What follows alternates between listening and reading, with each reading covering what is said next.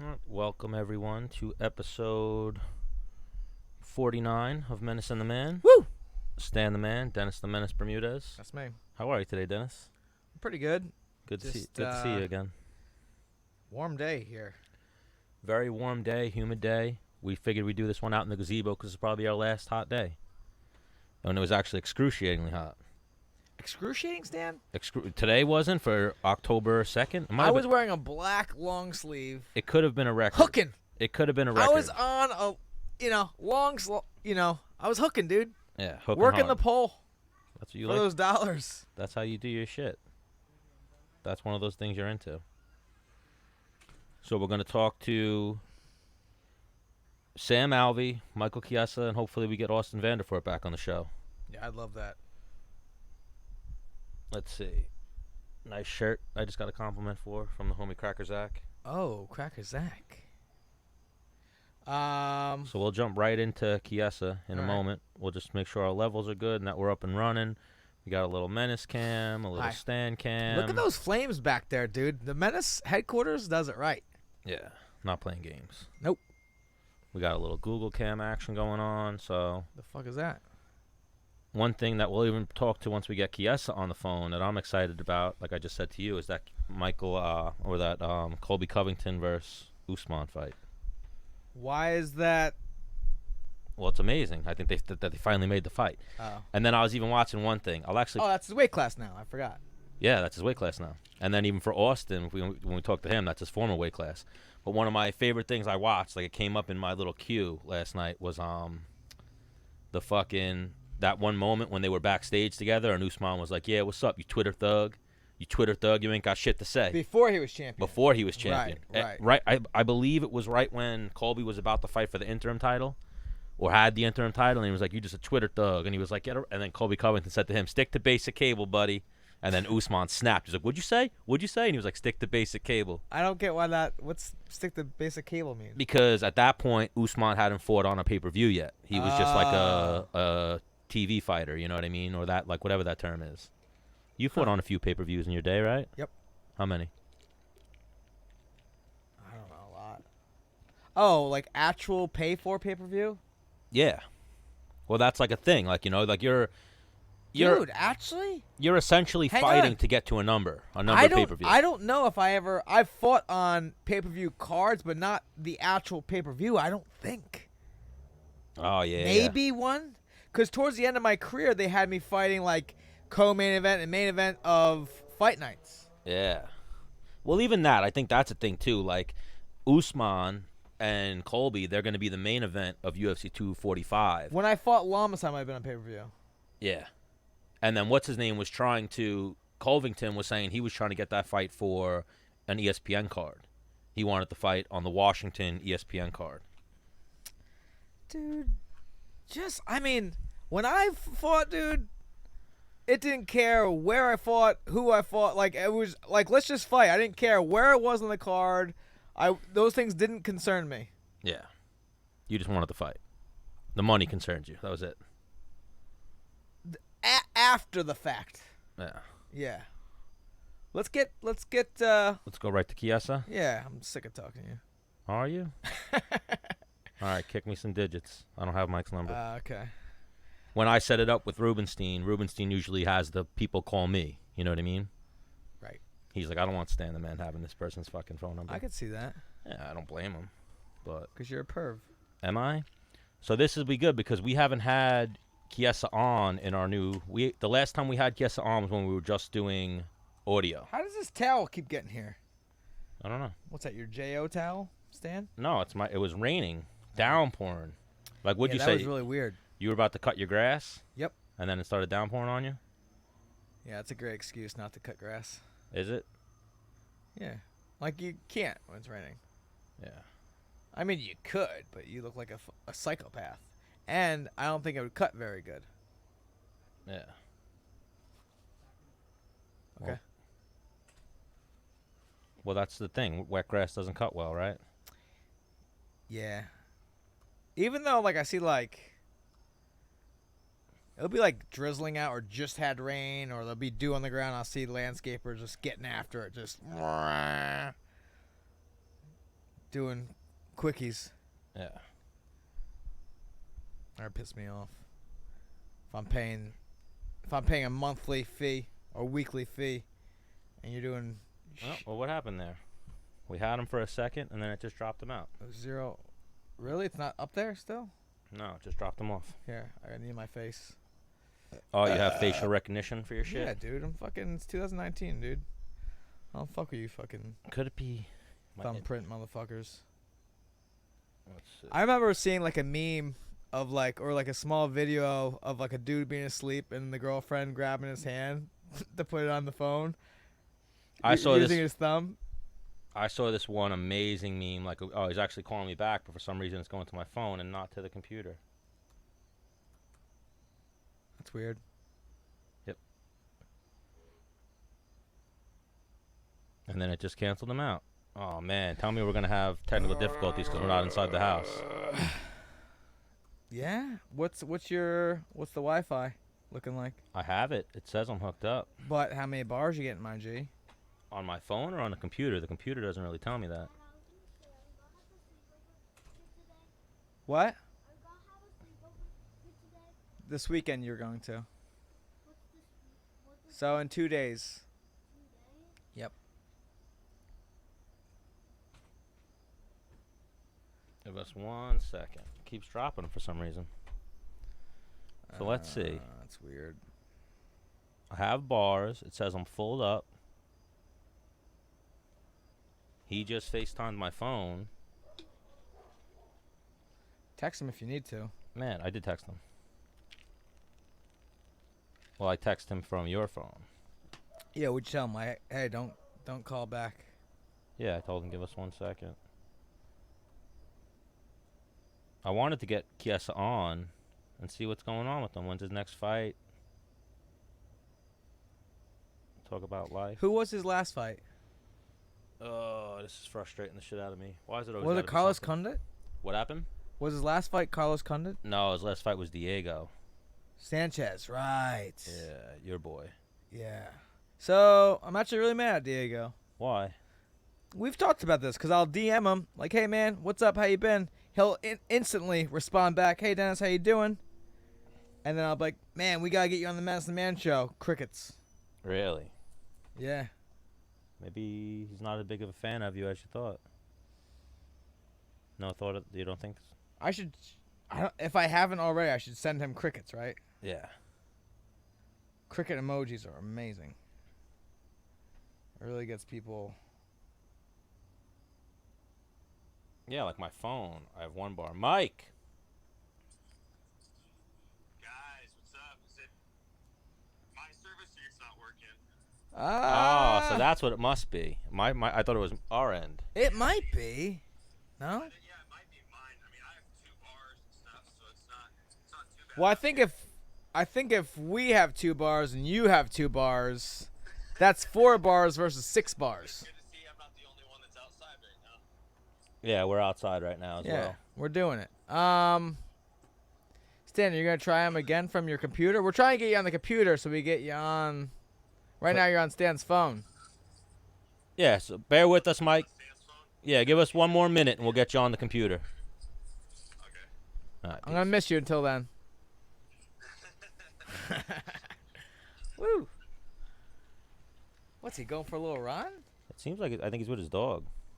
Is what it looked like.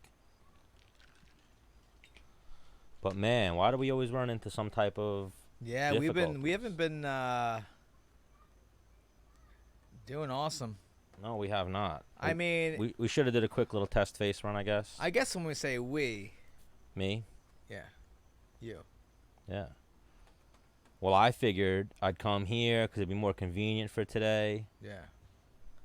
I got my wee little lads running around. Yeah. And my roommate, I got a roommate now. He'll come Yeah, on the Cracker show. Zach just said the video's getting a little choppy. Don't know if that's just from my perspective, but the audio's coming through clear. So yeah, and it looked like the audio actually crashed. The video actually crashed on there.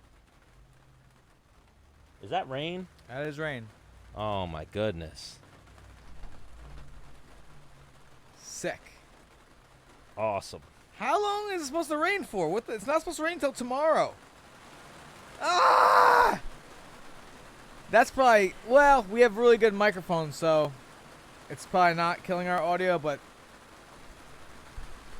there's white noise now. Well, it's killing the fucking internet, maybe. There's a I possibility. don't think rain kills the internet. You don't? No. Yeah, so look, it looks like it killed our video. Something went wrong. Check your stream's connection. Okay. Yikes. Let's try this again. Oh, see what it's doing? What's it doing? I don't know, being a dick. All right, welcome everyone back to episode 49, Menace and The Man. Let's Hi. try this shit again. Yep, let's try it again. Let's see. Are you going to merge what we did last and this together? No. I don't think we need to do that. Unless you feel like... There he is. Oh, there you are. Oh, bringing sexy back. What's up, boys? Michael Chiesa. Michael Chiesa. What's up, boys? Welcome What's up, back to man? Menace and The Man. It's been forever. Yeah, it's been a minute. It's me, and you got my crazy lunatic dog, Stone Cold.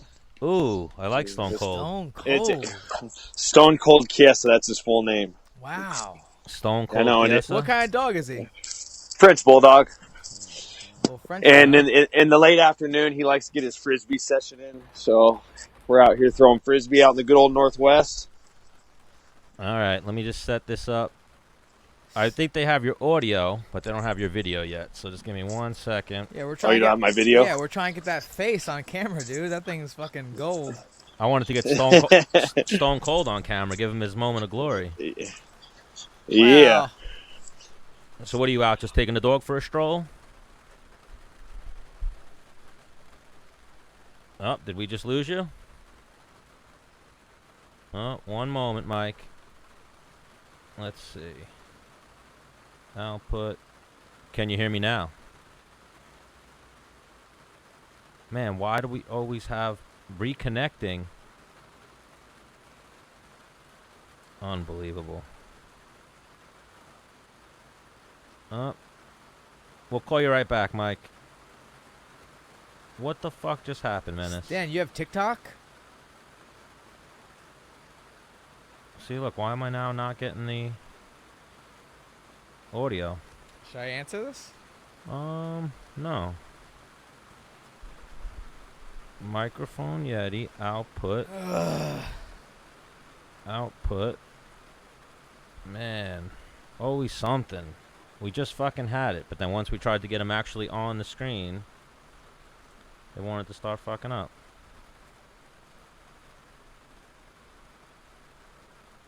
Alright, let me see you. And let's see if you work. You're not coming through, right?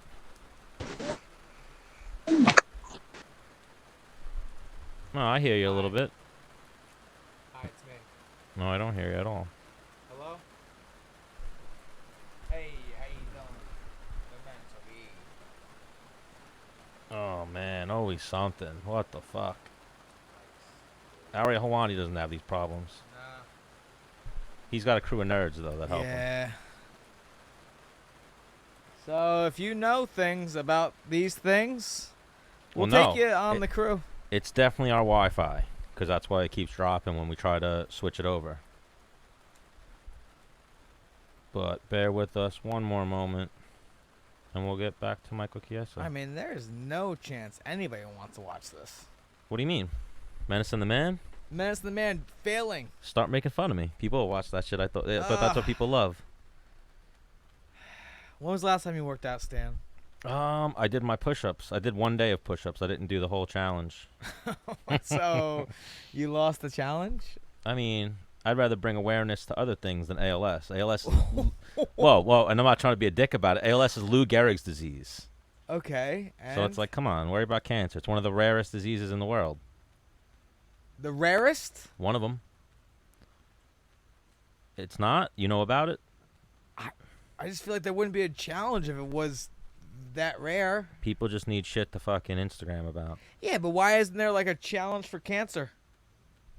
There was 100 challenges for cancer. What do you mean? There's not?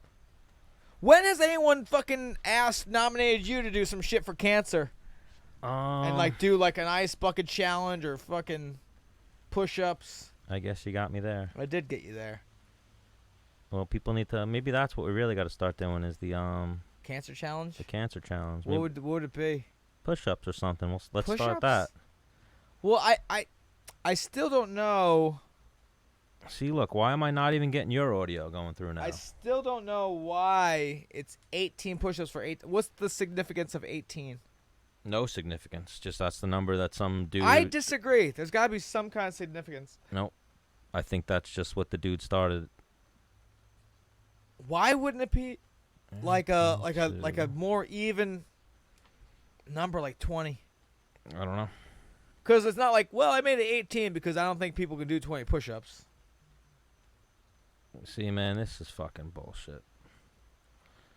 I do not know why it's not going through. Neither do I. I mean, this is my... Sorry about that. This is my Yeah, last ditch effort that I can try is maybe this. Then what? Phoner? No. Clicking it that way. Clicking it on Yeah, that. but if it doesn't work, then do we do a phoner with them? With everybody? Yeah, I'm still not getting your audio, right? I don't know, are you? Nope. Hi. I don't know. Am I getting your audio? And what are you getting? A black screen? No, I see you.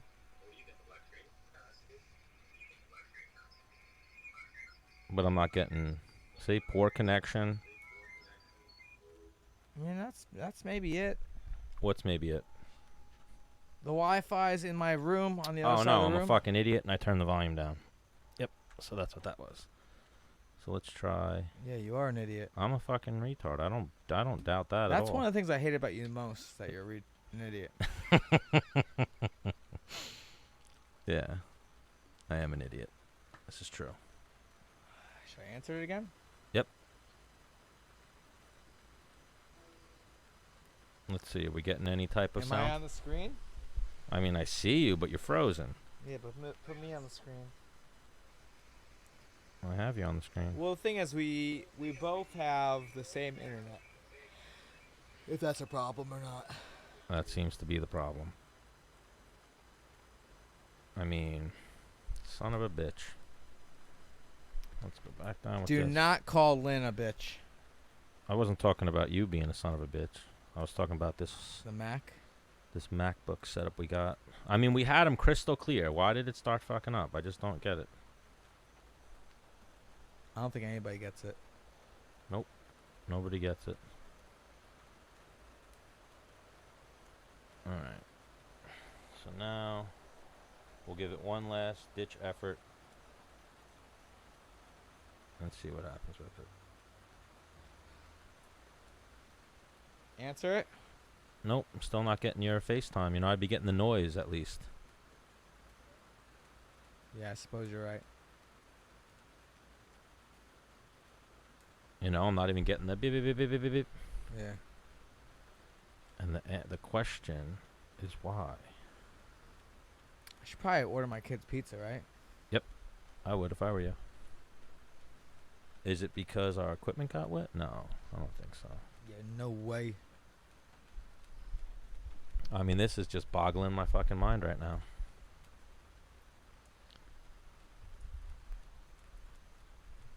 Stan dropping too much logic. No logic. I'm Yeah, a fucking right. idiot. I'm an idiot, Zach. Don't listen to me. But, man, I don't want to lose the Michael Chiesa segment, but So, fucking just... figure it out. Or No, what? Just well, do it. figure it. Well, you could just, you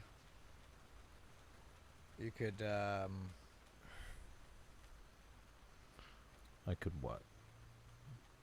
just... Man, I'm trying to order pizza. Oh, well, I'm trying to figure this out, too, though. Alright, so I'll use my phone then.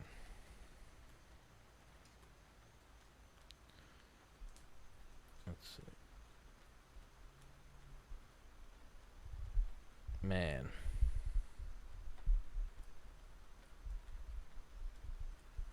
Yeah, well, everything's smooth. You just have to do audio.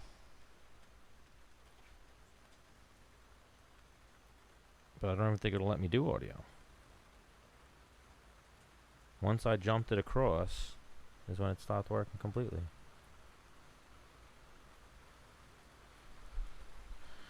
Let me see. Hold on, I'm going to try you again one more time. Just to see if it gives us audio. No, it's still giving us no audio, right? Nope. You know you can't use this, right? Like Use what? this audio or anything like that for. Yeah, I know. Podcast. This is completely dead right now. We're not even talking about shit. We're about to like restart the episode, is what it's seeming like. I think the gazebo was a bad idea because the internet's just fucking schwab right now. What? Hit up Michael Chiesa and see if he could do 7:30 Oh my god. or 7:15. For what? We'll do Sam real quick so we don't lose Sam, and then we'll jump back into Chiesa, or we could just maybe try to lose both of them. Yeah, So- let's lose them both. Lose them both? Yeah. Well, I don't agree with that. But, let me see. Why was it working is what I don't understand. And is absolutely pissing me off. So let's see what we got here. Where are you getting pizza from? I guess Gino's. So, man, episode 49 of Menace and the Man, it's turned into a real piece of shit so far. Yeah. We had a little appearance from Michael Chiesa. We have Sam, smiling Sam Alvey, about to get on the horn with us. But the fucking internet doesn't want to cooperate.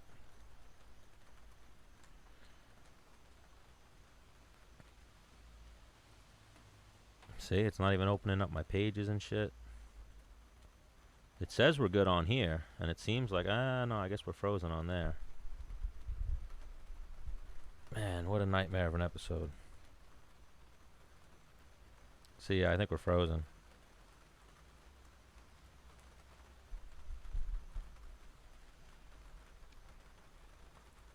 We've done multiple episodes out here, so it's like, dang.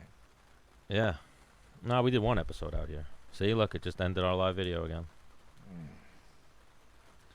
No, we definitely did 2 episodes out here, no? Just one. Episode 49, Menace and the Man. Hi. Hello, Dennis. ¿Qué pasa, muchacho? Let's see what we got here. I guess we'll just go right in to see if Sam works. And then, what's his name? I texted what's his name. He said he's good for 7:30. Alright. Your boy, Mike Chiesa. Mike Chiesa. Michael Chiesa. 8, 4. Remember that one time we gave that dude, who'd we give out? Someone. I won't say his name, but remember we gave his number out on the air? Jake Ellenberger? Why would you say it? Now someone's going to go listen to the Jake Ellen. Oh, I cut it out, actually. We gave out Jake Ellenberger's name. Yeah, we gave out his name. Or his number. My bad. What do you want? Sam! Hi, Sam. Hey, how you guys doing? What's up, man? We're doing good. Sorry we're a little late. We're going through some technical difficulties over here. Man, you guys are always going through technical difficulties. Yeah. Last week we had some updates, and now this week it's the internet. We decided to do an episode outside. Don't point to me, Dennis. It's your internet. Taking it on location. I like it. Yeah. So, Sam Alvey, welcome back to Menace and the Man. It's good to see you again. If Sam turns us horizontal, will you see both of us? If he turns us horizontal? Yes. If he goes Hey, look at that. Looks If- like you're half the people. horizontal, and he's got both of us. But for some reason, he won't give him his full face. All right, Sam. So, Menace and the Man, episode 49. We're going through all types of shit over here. I wanted to get you on. I saw you booked like the fight of a lifetime, right? You're gonna get Shogun. Yeah, I can't believe it. I am so tickled with this. I wasn't expecting it. I haven't been on my best in my last couple fights, and to get someone ranked, someone who's been doing real well for himself is just I'm beyond. Oh man, you're going in and out on us. Stan, if you're not gonna have the audio on there, just call him. I have the audio on there, but it was just working. Now it's not working. Just don't FaceTime him. Fucking call him. All right, give us 1 second, Sam. I know Stan's not gonna be able to see our face, but Well, I feel like. See, if I go that way, now you got us, Sam. I hear you guys just. Yeah, you got good internet. We got shitty internet over here. yeah, Menace headquarters doesn't. The internet's not good out by the deck, I guess. But we did a show here once before, and it was amazing. No faults, right? No, the last show was amazing that we did out here. Oh my goodness! So, yeah. Maybe just me. Your deck hates me. No, the deck. Well, we had on Michael Chiesa. We were trying to talk to him a little bit, and then we just had endless problems. And now we have you on. We're having some more audio problems. Stan, we're not gonna do FaceTime tonight. Just do. Oh, last time we didn't do audio out here. We didn't do video out here. That's why we did audio. Oh, all right. So call him. So give us 1 minute, Sam. We're gonna call you right back. Sounds great. No FaceTime though. We don't get to see your pretty face. Oh, so that's what it was. Yeah. Look at the big brain on Menace. Yep. Bigger than yours. Is it? Eh. Let's use your phone if possible. Why? Because my phone's gonna be a pain in the ass, I think. Or, be honest with me, Stan, is it at 4%? No, not at all. My you know you like keeping your phone at 4%. my plug-in dock is all fucked up, Oh. so it'll give us that And problem. you like blaming it on my truck that my recharger's not good. You got Sam's number, right? Yeah. All right, guys. So a little bit of technical difficulties here on Menace and the Man. It's mainly the internet. The fact that it's like or at least was. It's still raining, but we had like a little hurricane-ish type weather a couple minutes ago. I don't have his number. He didn't give it to you last week? He gave it to me, but I think I just maybe copy and pasted it. You want to give it out on air? Just fucking be a goddamn producer for once in your life. Bro, I produced the shit out of shit. We got internet problems, and What are we doing this weekend, Stan? What are we doing? Still gotta get a babysitter, but You could bring them. Or would that, like, give you a lot of stress, bringing them? I mean, if someone would have an... Well, Stan, tell them what we're actually doing. Hello. Hi, Sam! Hey. Now we You got guys you hear me crystal now? clear. You sound like a freaking angel. A mixture of Fergie and Jesus. Absolutely. So like I was saying before we got rudely interrupted by Menace's shitty internet. Fuck off, Stan.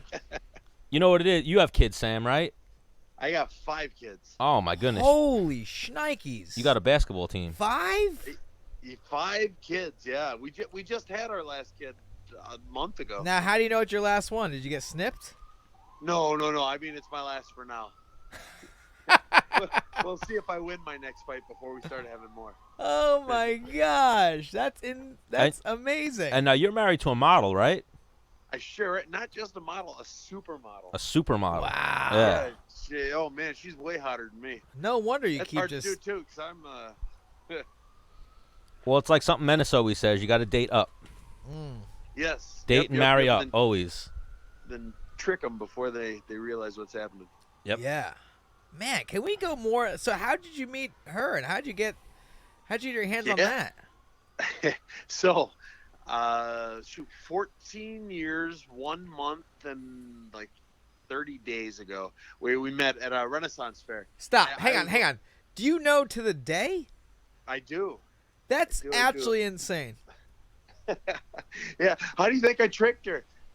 Oh wow, you're like, I'm very smart. Look at this. I'm very. I can remember stuff to the day, I guess. Were you a Yeah. UFC fighter at the time? No, I wasn't even fighting at the time. I've only been UFC for 5 years. I've been with her I was with her before I ever stepped foot in the cage. Wow. Yeah. So how did Yeah. you? Hang on. So like, Stan's always talking about trying to make Menace and the Man like the men's Bible for doing things the correct way. What was your move? I guess I don't like. Yeah. I showed her my weapons. Like your like- wiener or like actual like swords and guns? No, like nunchucks and size and stuff. Hang on, where? Yeah. Where? Dude, I had them in my truck. Hang on. Never know. Whoa, never hang know. on. All right, let's go back. Where were you? Were you like, oh my god, I got weapons in the back of my truck. I'm actually lethal. Yeah. So I was at right on the border of Wisconsin, Illinois. There's a Renaissance Fair. Okay. And I worked there for 5 years. My second year working there was her first year working there. And then a friend of hers and a buddy of mine introduced us. So she then became a later that- supermodel after you guys started dating. Yep. Okay. She told me she was 17 when I made her, but she was lying. She's only 16. Oh, But she how told old me were she's- you? I was 19. It wasn't that weird. And she turned 17 like a month later, so she was almost 17. Got you. Okay. I like that, Sam. I like that. So Yeah, he's Yeah, covering yeah. he's covering his trail there. So I was almost a weirdo. Yeah. So on my truck, I had a bunch of weapons and stuff. After the Renaissance Fair, I took her to the most romantic of spots, the truck stop just down the road. Okay. And yep, got apple pie and coffee. And then out in the parking lot, I showed her all my weapons, my nunchucks and my sai and my bow staff, and I had a whole bunch of stuff. And were you like flailing them around? She's like, "Oh my gosh, you're so awesome and badass." Yeah, I guess I don't know what she was thinking. If I were her, I would have run. Yeah. Well, the thing is, young girls are actually dumb. So me and Stan went into Outback Steakhouse one day, and I have this helmet that's just totally obnoxious. It's like it's really, I've got like spikes on my helmet, and I wear it just to make fun of I drive a small motorcycle. So I'm kind of making fun of the motorcycle by having this crazy, stupid, obnoxious helmet. And people see me, they're like, all right, this guy's an idiot. Look at him. They see me, so they're not going to crash into me. That's the purpose. It doesn't go fast. Right. Anyways, so I have the helmet on the table, and this girl, turns out, what was she, 20? 21. 21. She's like, that's a really cool helmet. I was like, how old are you? And we got 21. I was like, oh, that makes sense. Why are you thinking? Like, no girl in her 30s like, oh my gosh, that's a sick helmet. Oh my gosh, you have a bow staff and nunchucks? Yeah, so that's pretty much what happened with you, right? Oh yeah. That definitely what happened with me. She just, I guess she thought they were awesome. But Sam, you also had some charisma behind you displaying these weapons. I guess I wouldn't have thought so, but yeah, she did. I guess she's the only one that matters. I thought it was. I never grew up fighting. I didn't watch fighting. I didn't do it. I was a band nerd. I played trumpet for like 20-something years. Wow. Do you still own a trumpet? I still do. It's hanging on my wall. I play on it every now and then. Do any of your kids play the trumpet? They can all make the sound, but my daughter and I, we're actually playing the ukulele together.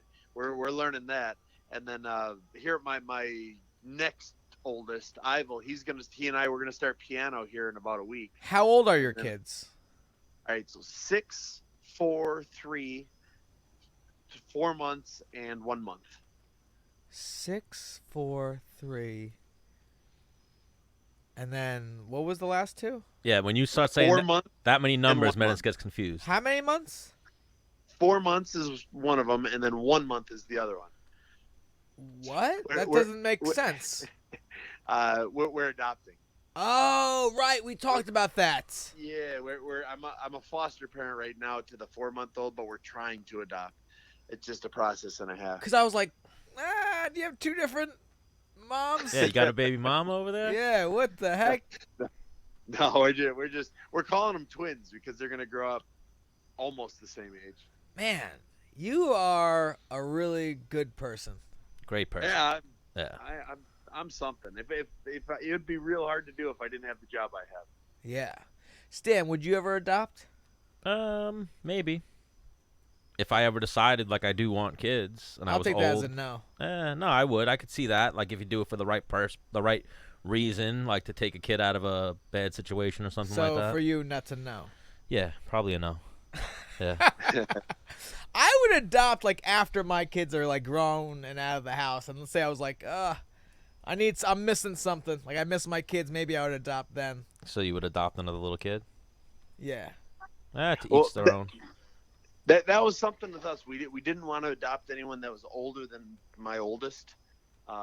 So trying to keep it in order so all the kids stay the same age with one another. Yeah.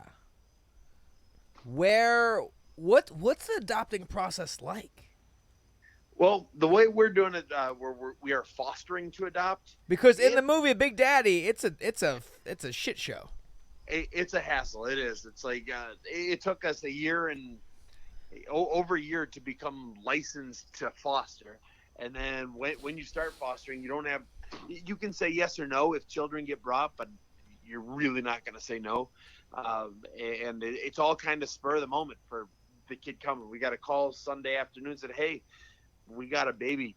Can you be ready in 2 hours? And we said, yeah, bring her over. And we just fell in love immediately. And so we were planning on adopting. But then we met the little girl she was 3 days old when we got her. And she was just perfect. Now to get the adoption going, it's months, and it's like we've had her for 4 months. It's 6 months before we can tell anyone we want to adopt, and then it's probably 6 to another 9 months before we can officially adopt. And that whole time, because we're fostering, that whole time, the fostering organization, is trying to find blood relatives of the little girl to give her to. So as terrified as we are of it, 8 months from now, they could find an uncle that says he wants her, and then the uncle would get her. Man. So it's terrifying, but we're praying on it every day. Yeah. And so now 5 kids. How do you find time to train? Is your wife like a rock star? Like she's taking care of all of them, or? Most of the time they train with me. They're in the gym watching. Hey, before every fight, I always ask my oldest, "Hey, what should I do in this fight?" So, "Daddy, I want you to punch your friend in the face." So, all right. So she's helping you game plan. Oh yeah, big time. We like to keep it simple. We want to, hit the other guy in the face real hard. Yeah, we got Menace's littlest rugrat just snuck out here now. Ooh, how old's he? Bryson is. How old are you, Bryson? 4. You're 4? Can I talk on here? Yeah, go ahead, talk. Why can't hear? 4. You look like a 3-year-old. You're 4 years old? Oh, he don't got the headphones. He can't hear you. Oh, okay. I don't have the. All right, here. You want to hear for a second? But here, Sam. Now you're gonna talk to Menace's son. All right. Talk. Okay. Hey, how you doing, Bryson? yourself? This is Smiling Good. Sam. I'm this Yeah. good. Oh, you're doing wonderful, man. So you're 4 years old? Yeah. Oh, cool. Are you doing Cool. MMA yet, or baseball, or soccer? No. No, not yet. Just watching your daddy do it. I'm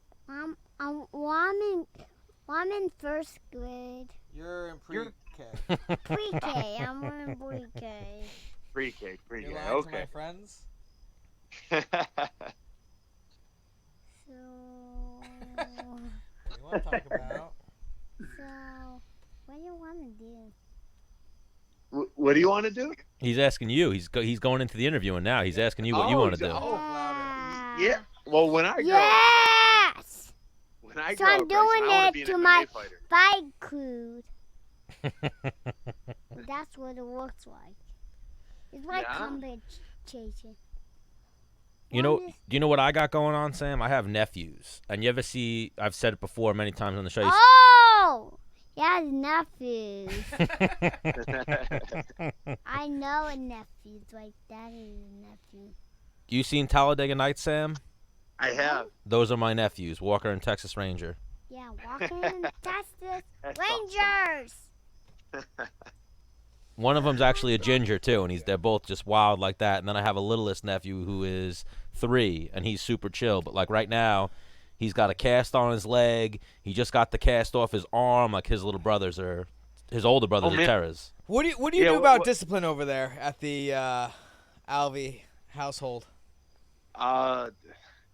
Hey, the threat of a spank is usually enough to Daddy, take care of have it. a drink. Yeah. Otherwise, I'll have them kick. Kick the heavy bag. That if they're being little punches, all right, you got 100. Go. Burpees are another one. They hate burpees. Everyone hates burpees. Man, well, the thing is with, like, I want my kids to like exercising. So sometimes when you use exercising as a discipline, they develop this, this Disdain, relationship yeah. with working out. Yeah, I can understand that, but if you've ever seen me fight, I hate kicking. So my kids are destined to hate kicking one way or another. And I hate burpees too. So one way or another, they're going to hate burpees. I try and keep it to the stuff I don't like doing. Oh, okay. They don't have to go punch stuff for a punishment. They have to kick and do burpees. Wow.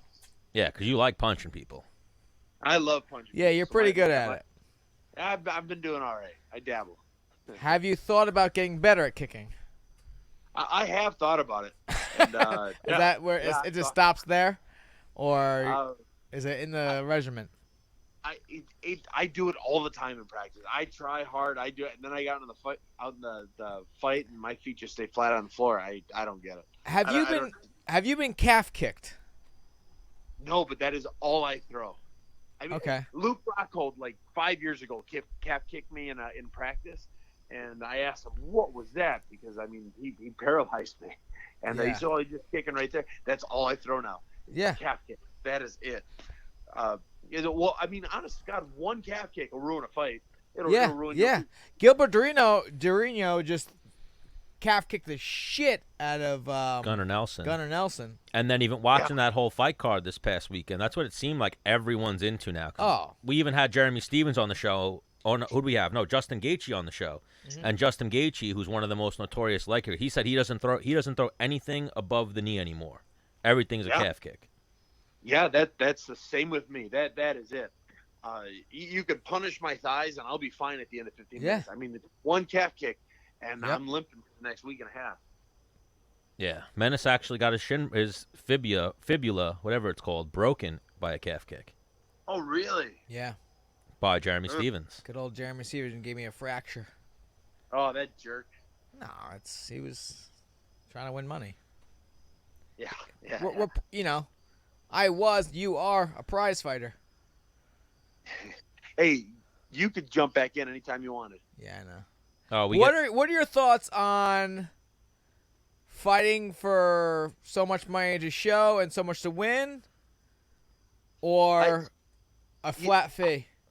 I would love to get a flat fee just to know. What if, let's say it was $100,000 if you win, $75,000 no matter what.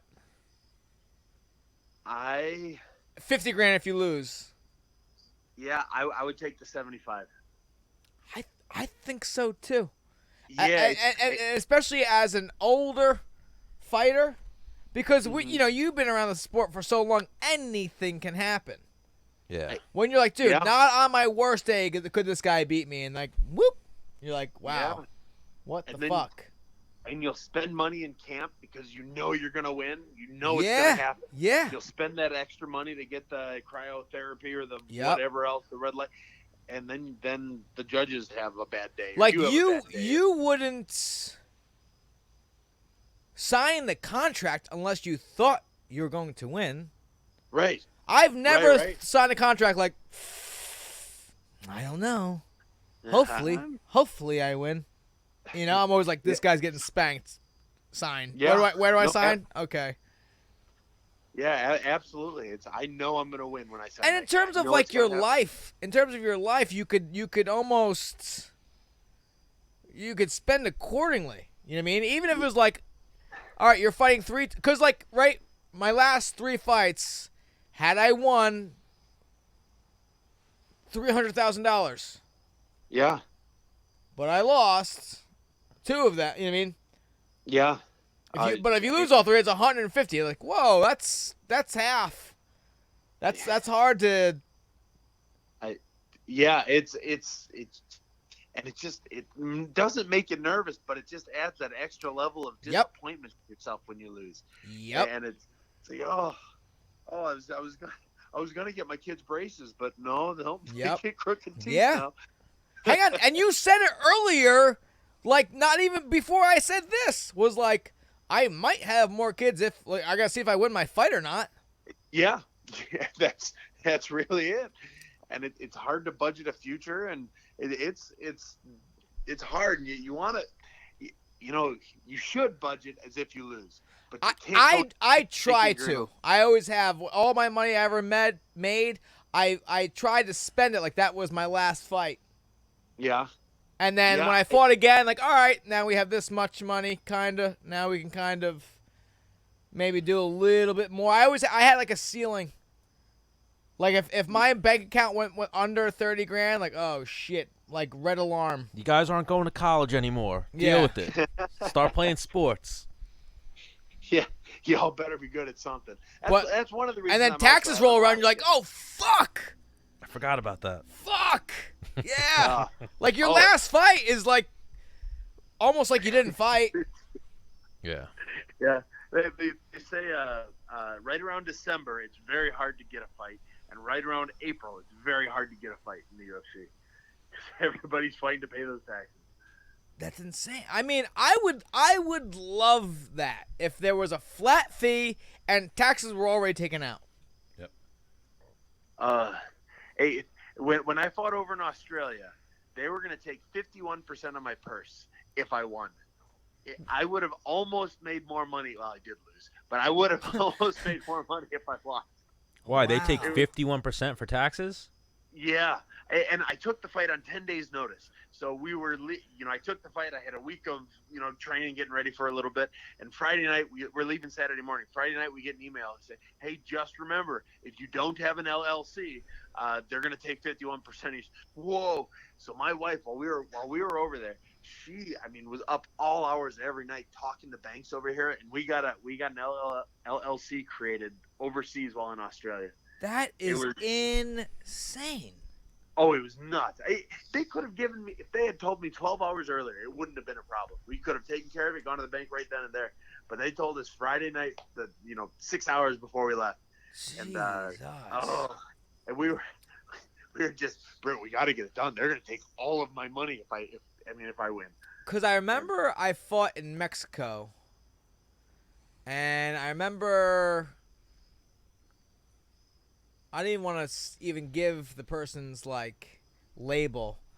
We're just like, listen, you're not paying Mexico taxes. You're not gonna fight in Mexico again. And that was it. I never saw. Actually, you know what? Whatever the UFC sent me for taxes, I paid that. I don't know if that included Mexico or not. Why? What are the taxes in Mexico? I don't know. I never got anything from Mexico being like, hey, you owe us this much money, SA.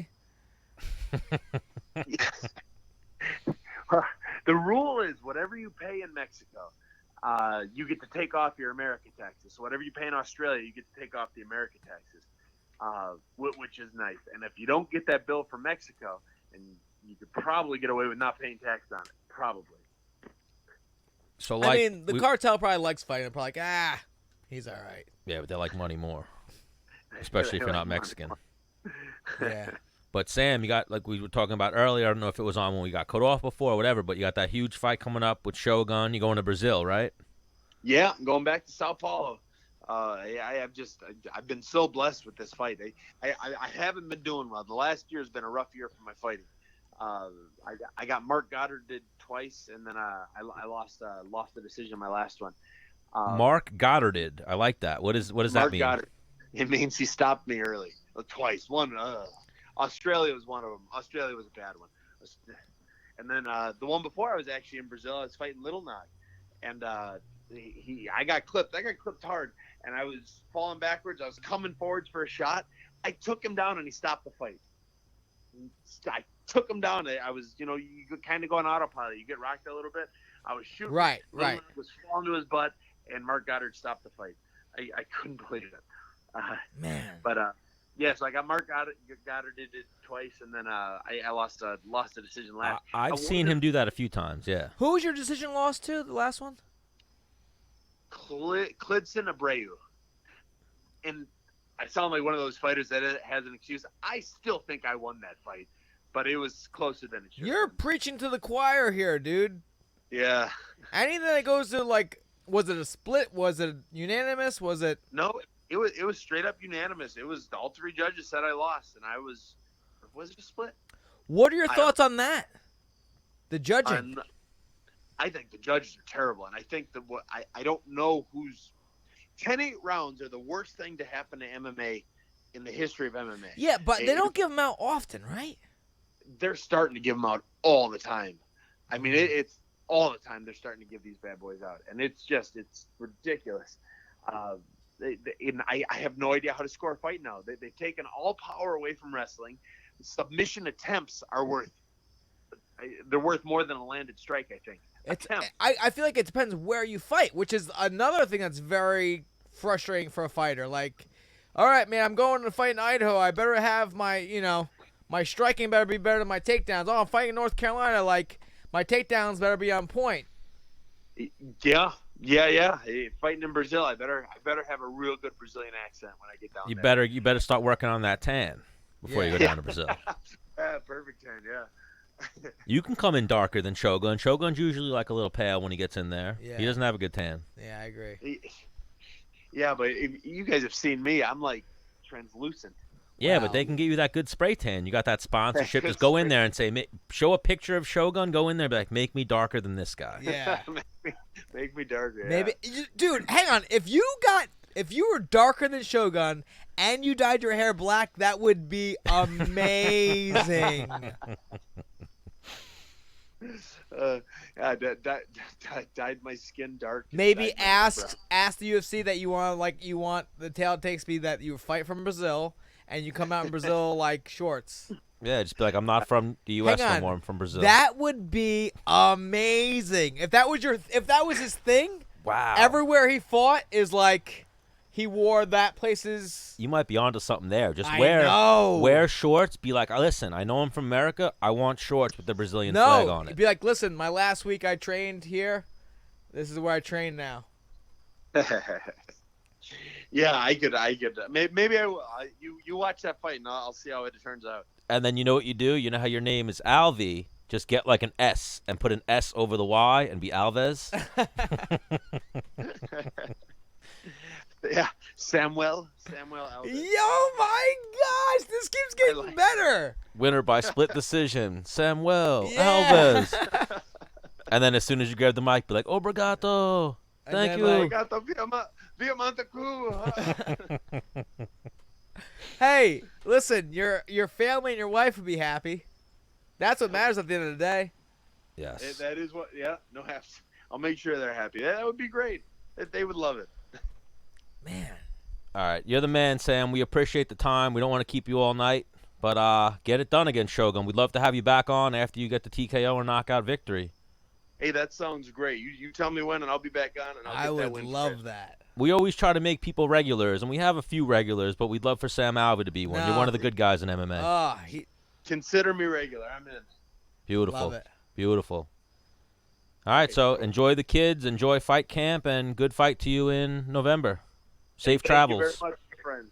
Pew pew. Yep, yeah. Bye. Bye. Take it easy, brother. Big fan of that guy. Try what's his name? Chiesa for a few. All right, you're gonna have to call him because I gotta like go get pizza. Pizza? Where's the pizza? I mean, soon. Denny's heading my way. Like, so the pizza place is like right down the road. It's 3 minutes away.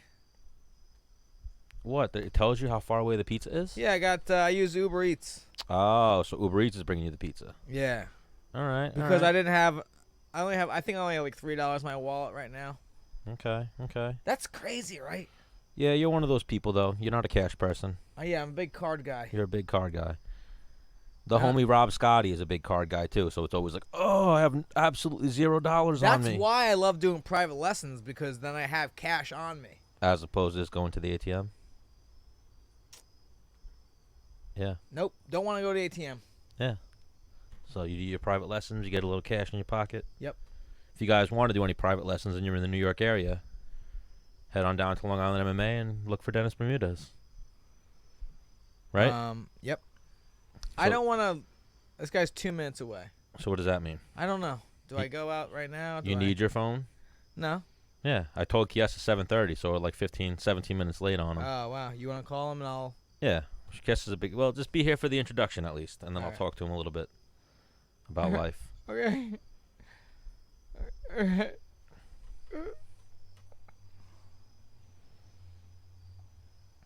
But man, I really hope Sam Alvey fucks Shogun up. He needs that W. How many? 3 in a row. Yikes. We should have been like, I got a mental coach for you. Oh yeah. Yep. Menace Bermudez. Hello? Hi. Hey, what's up?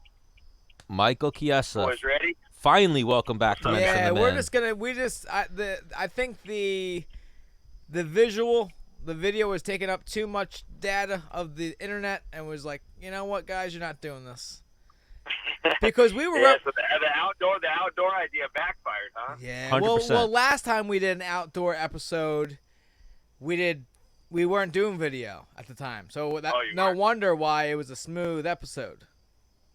You're like, yeah, fuck yeah, we're gonna Yeah. do video outside now, and then all of a sudden, nope. Yeah, I 'cause mean, now you're I'm not. an idiot, and Dennis is Yeah, an you are. idiot. You're a bigger idiot. I disagree. I think you both are very intelligent. I don't know what you do for a job, but I know what Dennis does. I know what he used to do for a career. You guys run a podcast. I'd say you guys are pretty smart. It took us 45 minutes, though, to remember, oh, yeah, last time we didn't do any video. That's why it was all so smooth. So, yeah, we Lay weren't. Lay off the reefer, boys. Well, no, Menace don't get in that game at all. Only me. There you go. And Well, he can't. He works for the union. He can't. He's a union worker. yeah, but like, it's weird in New York. They just passed a law actually where you can have THC and CBD in your system, but I think he's in a gray area because he has a CDL license and drive a truck. Yeah. So what's going on with you, Michael Chiesa? We caught you before playing with your dog. What are you up to now? I'm just running around, running some errands, wondering why my car is beeping at me. Or actually, it's not my car. I'm driving my girlfriend's car. But yeah, nothing really, man. Just been, been training. I don't really have anything coming up right now, but I like to stay active. I like to train jiu-jitsu a lot, and just living the welterweight life, lifting weights every day, and just fucking enjoying life, man. Man, what are they Nothing waiting too for to weird. get you something? It's looking like January's the date. I had some family stuff come up. They wanted to get me in there in November, but I had some family stuff come up that I had to kind of take care of. So I got that on the back burner for now. I can't tell you who I'm going to be fighting, but I will tell you he is ranked and he is in the top 8 in welterweight. So, so it's a big fight for me, and news will break soon enough. I'm told keep my trap shut. They're working on the logistics and stuff, and they'll have once they have the location set, then I can announce who I'm fighting. But it's a guy in the top 8, so I'm really excited to get back in the rankings. You know what I mean? When I left lightweight, I was ranked like number 9. I think I was ranked number 9 when I left. At the highest, I was like number 7. So I'm really stoked to finally get back in the mix. You know what I mean? I really want to fight the best guys I possibly can, especially at this point in my career. I'm 31. I'm in my prime. I feel good. It's so much easier for me to stay active and just continue to stay in the gym when I'm not killing myself cutting weight all the time and stuff. So, life is really good, man. I'm really excited to, start my campaign off in 2020 at the beginning of the year and really get the ball rolling and work my way up to that title shot. Oh, for sure. And you've looked amazing at 170. I feel like you're one of those guys where 165 you could probably do really well in if they made that division, but 155 was killing you. Yeah, man, it just took away from, it got to a point with me where being with my grappler, with my style being a grappler and stuff, it's you got to lift weights. You got to really focus on your strength conditioning. And, as I'm continuing to do that, it's making my weight cut harder and harder because I'm getting bigger. And, it just got to a point where it was just time to you either got to change your style or you got to jump up a weight class. And I'm just I don't want to change my style because it's got me this far. It's got me on the cusp of title shots. It's got me into being a perennial contender. I fight well. I have good skills. But this weight cut is just it's taking away from all of that. And not to mention, it just makes me hate the sport. I get done with a fight, and I'm so ready to just be done with fighting for an extended period of time because I'm just this weight cut sucks. Win or lose, I'm just I want to run away from the sport until it's time to come back and get into camp. Where now I'm I freaking love this shit. I love fighting again. I don't have to worry about my weight. I can just train and just enjoy life. Eat tacos, sling weights, you know what I mean? Life is good as a welterweight.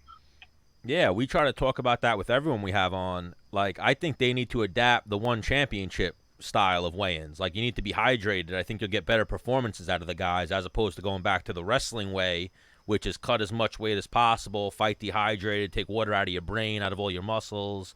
Whole training camp is devoted to making weight as opposed to getting better with your skills.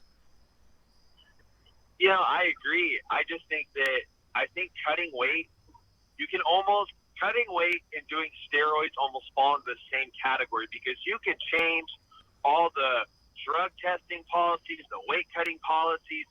You can do whatever you want, but people will always find a way around it. You know what I mean? And that's why I say it relates a lot to If people want to cheat and do steroids, they're always going to find to cheat and game the system and beat the system. It's like the same thing with cutting weight.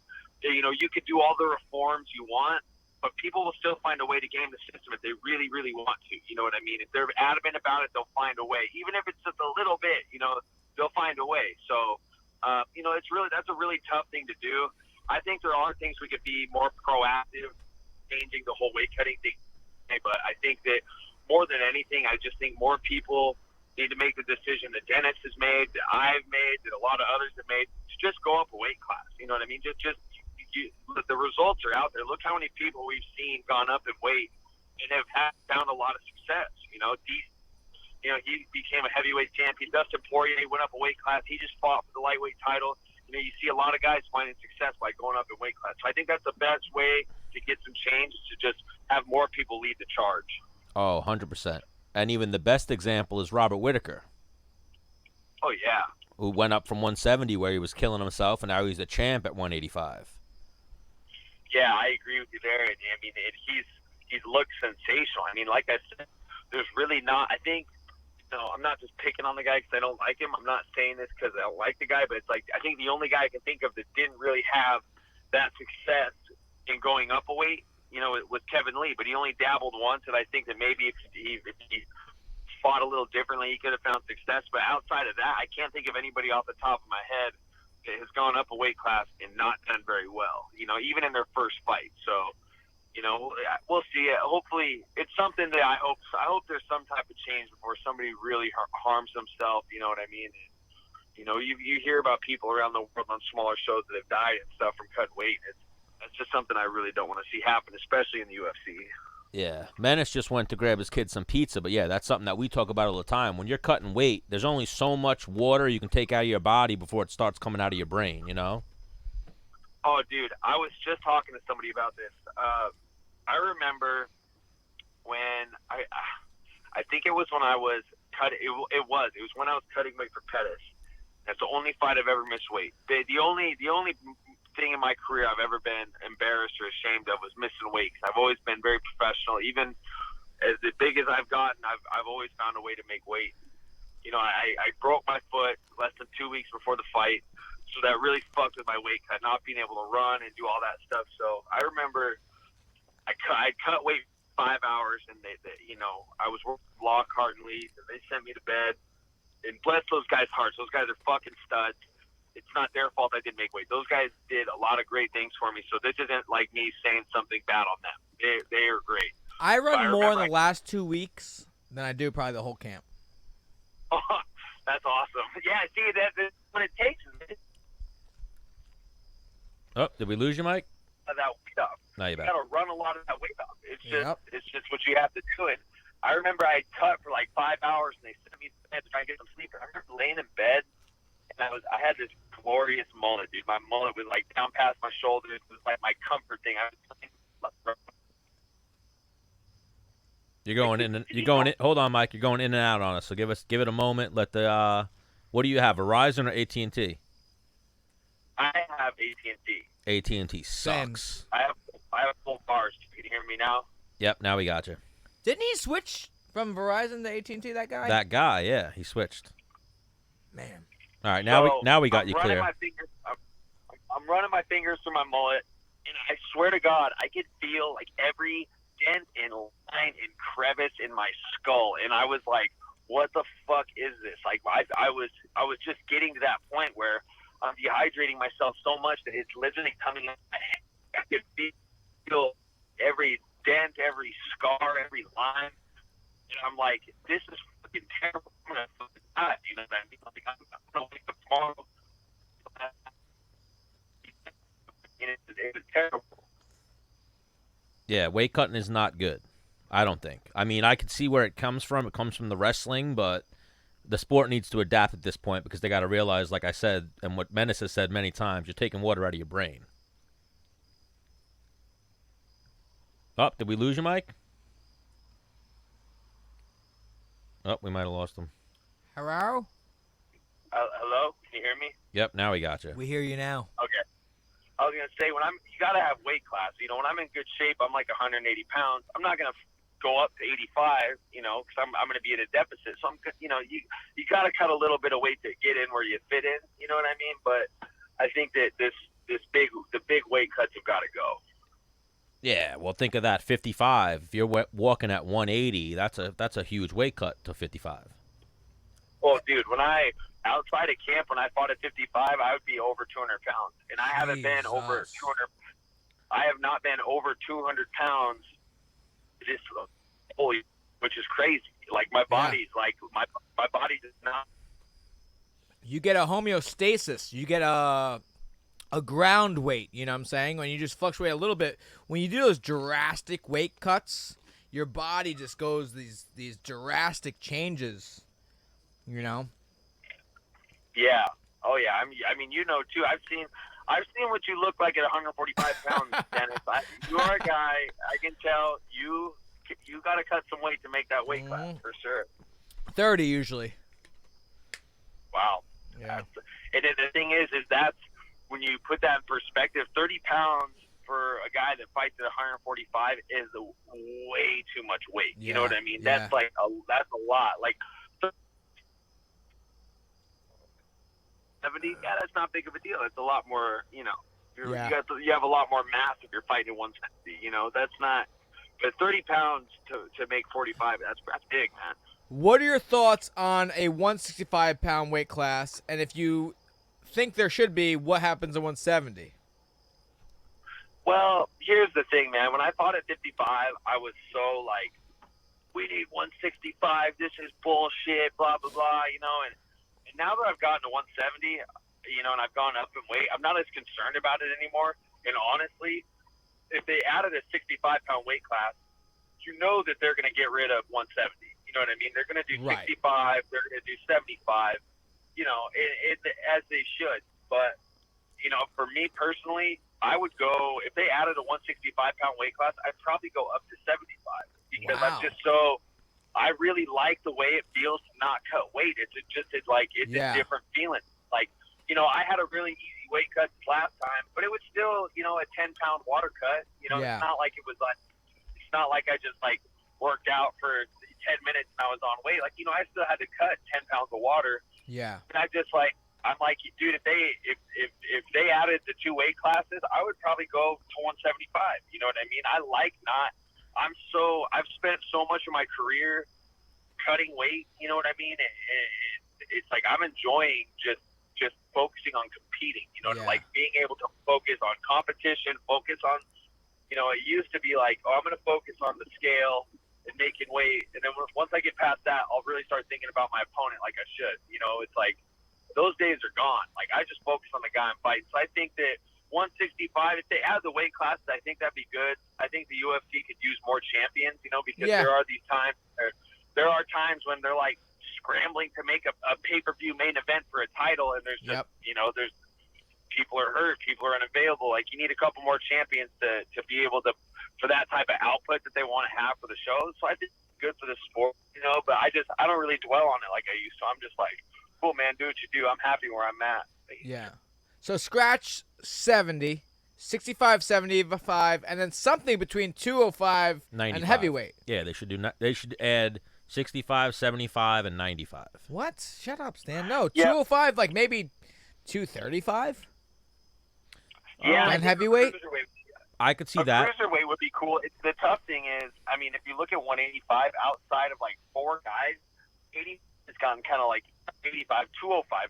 Sorry, let me scratch that. Yeah. 85 is deep, but 205 has just lost a lot of guys. You know what I mean? Like 205, outside of like John Jones, like they're kind of scrambling to find, like everybody spread out. People are either going down or going up. I think if they were to add another weight class, I think they should do 65, 75, 85, 205, 225. Do like a cruiserweight. You know what I mean? Yeah, I agree. Then you could get John Jones could do the double champ thing and not take away not have to take away the heavyweight champion. I think whoever the heavyweight champion should be that should be his title singularly. The heavyweight champ cannot lock up 2 divisions. Right. Now the thing is so you said there's nobody at 205, right? Dom Yeah. Reyes. Dom Well, Reyes, the thing is, if the UFC wanted to make more people at 205, they could with their promotion power. They just decide Yeah. not to. Yeah, that's true. And like, there's still good guys. Like, don't get me wrong. That's totally asinine of me to say. Like, there's no guys. Right. to apply, you know? Well, you're saying Why- TV household names. Yeah, like Right. there's not a lot of like Dom Reyes. We all know how tough Dom Reyes is. That Yeah. guy's fucking good, but like nobody really knows who he is. You know what I mean? And Corey Anderson, he's another guy. He's super tough. The guys that in the UFC, we know how good he is, but it's like the household name. Yeah. Yeah. You know, like it's kind of tough. You know, and you got guys like Rockhold kind of fell off. Like a Luke Rockhold, had he beat Jan Blachowicz, like that's a good guy. You know, to be a household name contender at 205. You know, it's just. There's still talent at 205. It's just as much as any other weight class, but there's just not the name. You know what I mean? And that's unfortunately if you're in the UFC, that's what is important to the UFC is the name, power. You know, the name and what kind of power it brings to the ratings and things like that. Yeah. You know. I tell you what, the UFC should do, and like I know I would have blossomed like a motherfucker, is like have a TV show where you follow around one fighter for 1 week. Yeah. And that's it. I And then agree. every week you can like maybe unlock a fighter that nobody has fucking any idea who he is. You know what I'm saying? Like someone's been in the UFC for over 3 years. That qualifies you to be on the show. Yeah, and especially like you look at the rankings and like unless like you're like us, people that follow the sport, like you don't know a lot of these guys Right. in the rankings. There's something you could do. To get the casual fans to pay more attention to these guys, that's something good. Anything to promote somebody, and I know that the UFC will do things like, put guys out to be guest fighters and do things like that's great, but that only exposes them to the limited amount of people that are attending an event. It doesn't expose them to the millions of people around the world that watch the sport, so it's there's only so much the UFC can do, but I definitely think that there are some things they can do to get there. There's a lot of guys that should have more of it. Like Dom Reyes, like just getting back on that guy. It's like a lot of people should really fucking know who he is. That's a tough ass guy. You know what I mean? And nobody they're like, dude, that's the main event for Boston. We know Chris Weidman. How does that Everybody fight knows go, all by that. the way? That hasn't happened yet. That's happening in Boston. I know. How does that fight go? I'm asking How does you, it go? how do you see it? I see. Is Chris Weidman old now? Or That's tough to say. I don't want to say Weidman's old because to me, what the age of a fighter isn't indicative of their age. It's about how many fights they've had. I think that is really what determines the age of a fighter. You can see guys that there's guys in the UFC that are only 34, but they've had a shit ton of fights in the UFC. They look a lot different than a guy that's 34 that is had a lot less fights. I agree. I agree. I think age is indicative on how many fights you've had. And Chris, that guy has not had any easy fights in the UFC, but he doesn't have a long list of UFC fights. He just has. He doesn't have the quantity. He has not the quantity. He has the quality. He has fought like top of the heap for like the last 5 years. So I think that Chris Weidman is not old. I think that him going up to 205 is going to be better on his body. He's going to be less injury prone.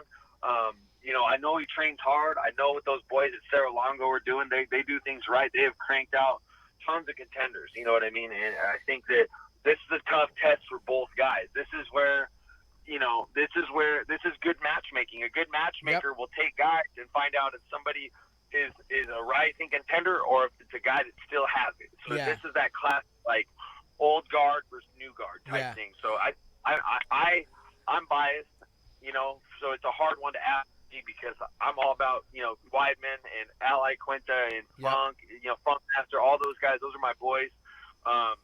So I think Chris has got this one. I think that wrestling's going to come out a little more, and I think he's going to fight really well.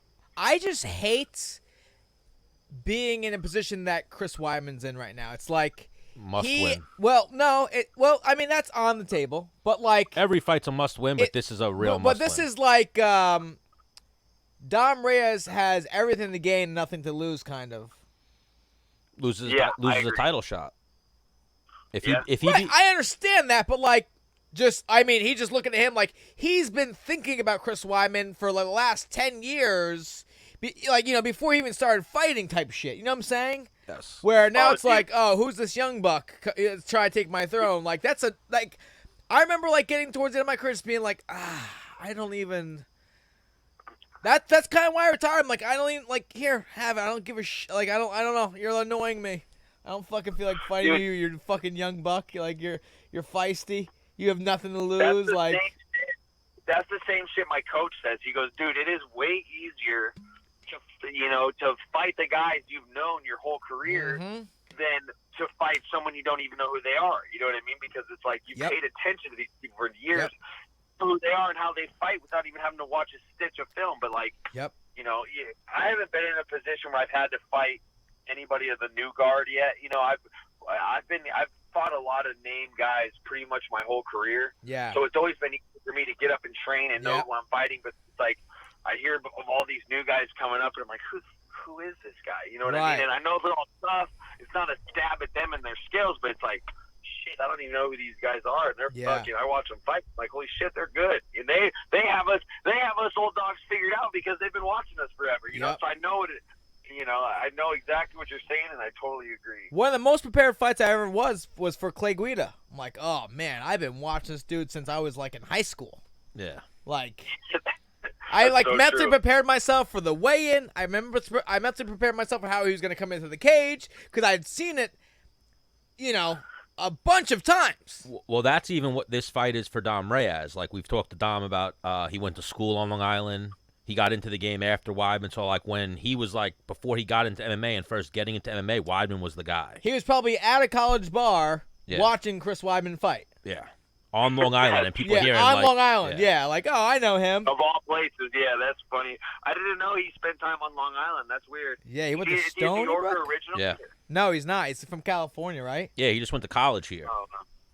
Well, is he a football player? I know he wasn't a wrestler. Yeah, he was a football player. Yeah, he's a big guy. I've seen him at the PI. He is not a small light heavyweight. And you know what? The 205 division is in need of a challenger because John Jones has burned through everybody. I mean, the guy. There's not there. Like I said, there's a lot of talented guys there, but John has burned through everybody. Just when I thought Jan Blachowicz was going to get the shot against him, he gets matched up with Jacare. So I really think that this fight is truly a number one contenders fight because just like you were saying, Weidman has fought the best of the best. So he is always going to be one big win away from fighting for the title because that is Chris Weidman. That is the position he's in. Then you got Reyes, who is undefeated in his UFC tenure. It's like this guy wins this one, he's going to fight John Jones. So this is everything to gain and nothing to lose for Dom Reyes outside of the title shot. But for Weidman, there's a lot on the line right now. Yeah. There's a lot on the line right now, and it's a good thing that Weidman thrives off pressure. I don't think Weidman feels pressure. I think that guy is about as game as it gets. I think, I don't think he thinks about what we're talking about right now, and that's probably a good thing. So there is whoever wins this fight is fighting for the title, and that's a fact. A fun fact about Chris Weidman is I believe he has the third longest reach in the UFC. Yeah, something like that. Third or fourth. Yeah, he has definitely long reach. He's like over 80 inches, isn't he? Yep. I think 83 or something like that. 82.5, something crazy. Dude, that's wild. Yeah, he's got those Chris monkey Weidman, arms. I'll tell you a fun fact. Chris Weidman owes me a rematch. You know that? Owes you a Chris rematch? Weidman, he owes me a fucking rematch. Let me tell you a story. I'm great at telling stories. I'm in Chicago for the Barao versus Dillashaw rematch, and I'm at the bar. And this is before Weidman fought Rockhold. At the time, I got like a slick haircut. My face is pretty trimmed up. I'm standing there having a drink with Ally Quinta, and Weidman comes walking in. I could tell he had a couple cold ones, probably Coronas if I was to guess. He comes walking up, and he goes, Rockhold, you're next. And I'm like, what? I'm like, Rockhold. I'm like looking around, and he's looking at me. He just comes up and grabs me in a single leg, and I got a drink in my hand. I'm like, whoa. And I'm fucking Weidman's trying to go for the single. I'm getting a little whizzer. I get a little underhook. We finish. I'd say he did better. He didn't get the takedown. But then I see Weidman after my fight against Pettis. I see him at the pool, and I've drowned my sorrows in about as much vodka as a man can consume, and I'm wasted. I see Weidman. I'm like, Weidman, you're next. I want my rematch. And he's just like, get this guy away from me, dude. I just would, like, everywhere he went, I was just behind him. I'm like, Weidman, I want my rematch. Oh, I could send you a picture of it's like Weidman and Wonder Boy, like, taking a picture of some guy. I'm just like, you can see me over Weidman's shoulder behind him, just like reaching out to grab him. Yeah, he's a big boy. You got to just shoot on him when he's not looking. Give him no heads up and just shoot right in, take him down. Then like I took you down. Know, that's what he did to me. I'm like, oh, he's Rockhold's here. This is crazy. They're about to fight. And he's like, oh shit, no, he called me Rockhold, and he almost made me spill my drink on myself. I'm like, Weidman, we're gonna have it out, dude. I want my rematch. That's amazing, Motherfucker. So. Even funny story, when I lived in Florida, I was training at the top team, and I had long hair. So they called me Guida, and they would call me, shit. You were on The Ultimate Fighter at this time, so they would call me Chiesa. And then shit. I jokingly, when I was in California, you were about to fight Tony Ferguson. Did you and Ferguson fight, or that fight fell through, right? I was supposed to fight, and then I fucking herniated a disc in my back. Yeah, so my one friend, my boy Lee, was like working with Ferguson a little bit, showing him some jiu-jitsu. Ferguson walked in, dropped his gym bag, started like being Ferguson, and I walked up to him and was like, oh shit, Tony Ferguson, you want to do some rounds with the bootleg Michael Chiesa? And he went into full-blown El Kukui. He like looked up out of his gym bag, fucking walked me down, got nose to nose with me, was like, that all depends. Can you take a punch? And I was like, I looked at his trainer. I looked at my boy. I was like, yeah, I can. And he was like, all right, so I'll see you Monday. You'll be back Monday? I was like, yeah, Monday sounds good. So I almost got beat up once for you. Man, I appreciate that. I've heard some stories about that guy. And you know what bums me out? I like Tony Ferguson. Like, I saw him after this Pettis fight keeps coming up for some reason. But I saw him after weigh-ins from the Pettis fight. I was walking back to my hotel room from dinner. He came up to me and he was just so cordial. And this is after he like blocked me on all social media. And he's just like, why'd he block you? I have no idea, but he's like, he'd only blocked me on Twitter. And then, you know, and I'm like, oh, whatever, you know what I mean? I like to watch his videos. He's an interesting guy. And, you know, he comes up to me, he's like, hey, are you okay, man? Are you good? You know, yeah, you look pretty bad at weigh-ins. He's genuine concern. I'm like, wow, Tony Ferguson is a nice guy. You know what I mean? Like, everybody says he's such a jackass. I'm like, he's being so cool. We were supposed to fight. Like, wow, what a nice guy. And then, like, I went out and did I know it was some interview I did when he was getting ready to fight Khabib before Brooklyn.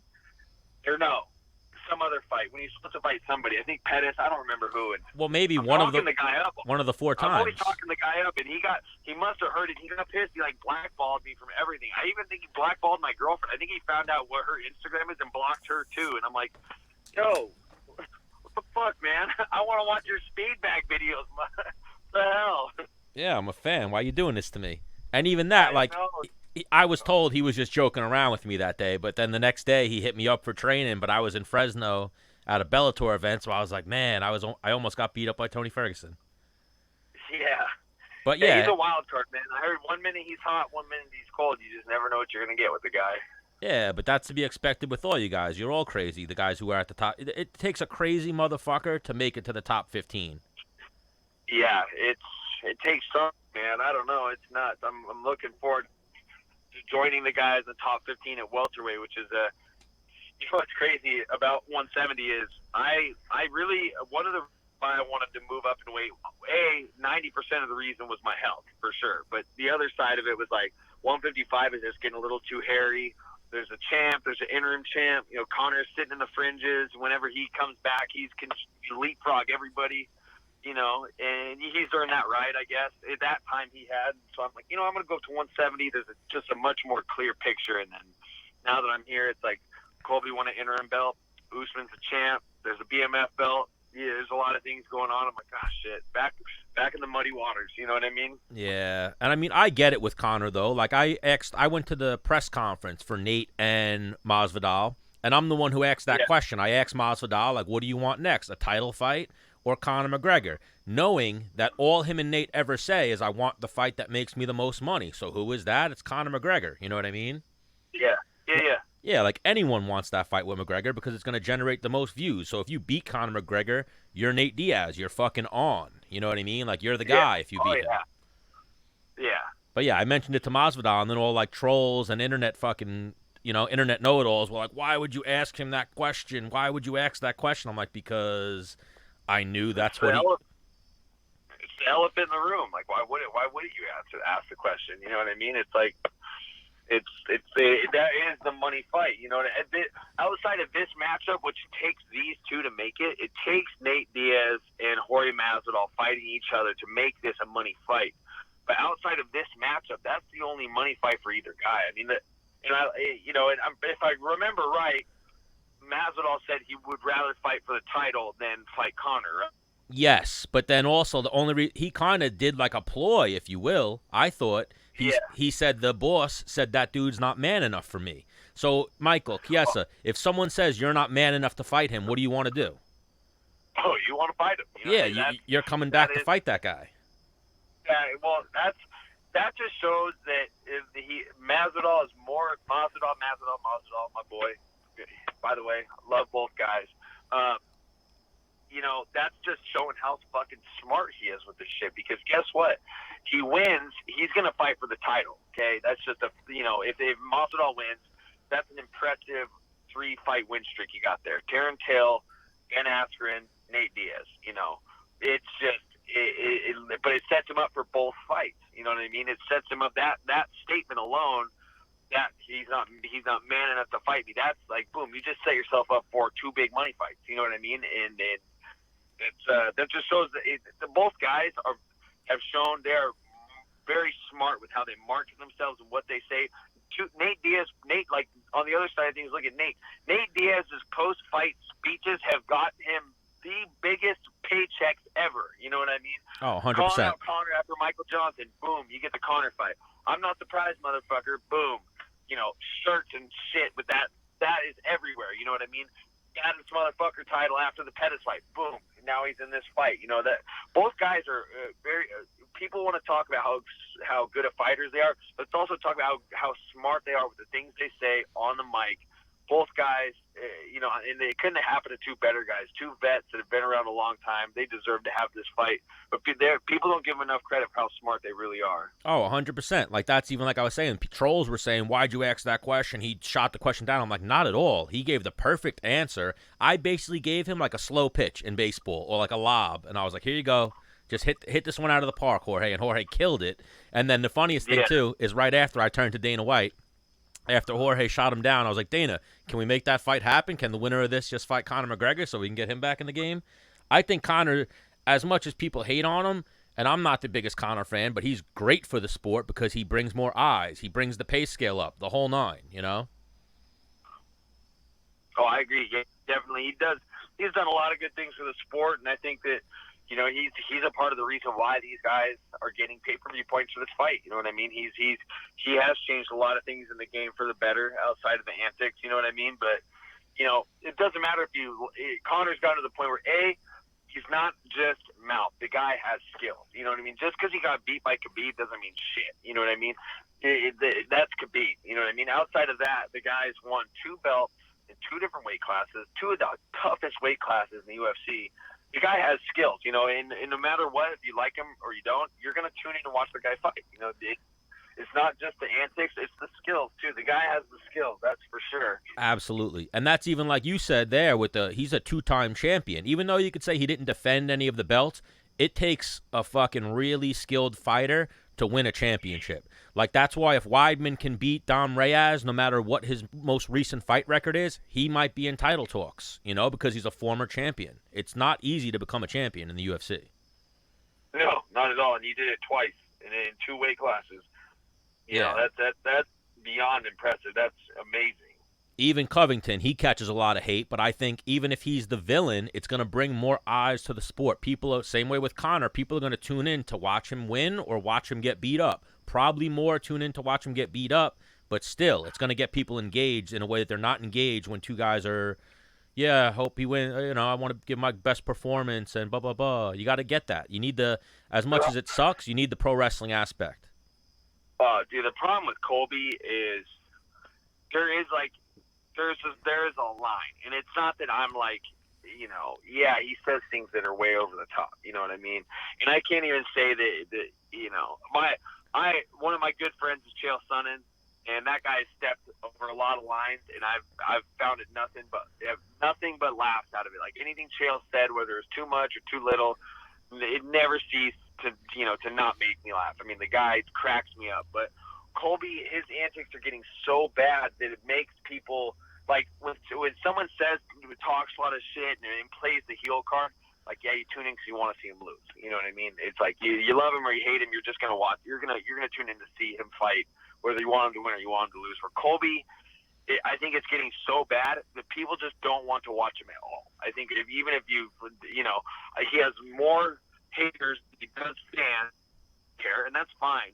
But I don't think that it really is benefiting him at all because he has gone beyond heel. He has just became a very unlikable fighter. There is a difference between being a heel and just being somebody that nobody likes. You know what I mean? I just don't think that people really want to tune in and watch Colby at all. You know what I mean? It's like, well, the funny thing is you mentioned Chael. I think he's doing it off of like Chael's instruction, if you will. Like I think Chael told him to be like this a little bit. They're good buddies.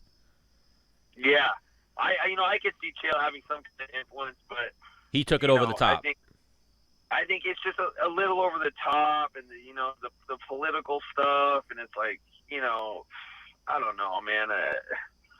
It's just not. There's nothing attractive about it. You know what I mean? And I mean, where it's like it might Chael be talking about kicking in someone's door and slapping their wife on the butt to make a mistake. Like that's funny. You know what I mean? Like I'm gonna kick in your back door, smack your wife on the butt, tell her to make me a steak, medium rare. That's funny. But when the Colby's like, I'm gonna drop MAGA bombs on you, it's like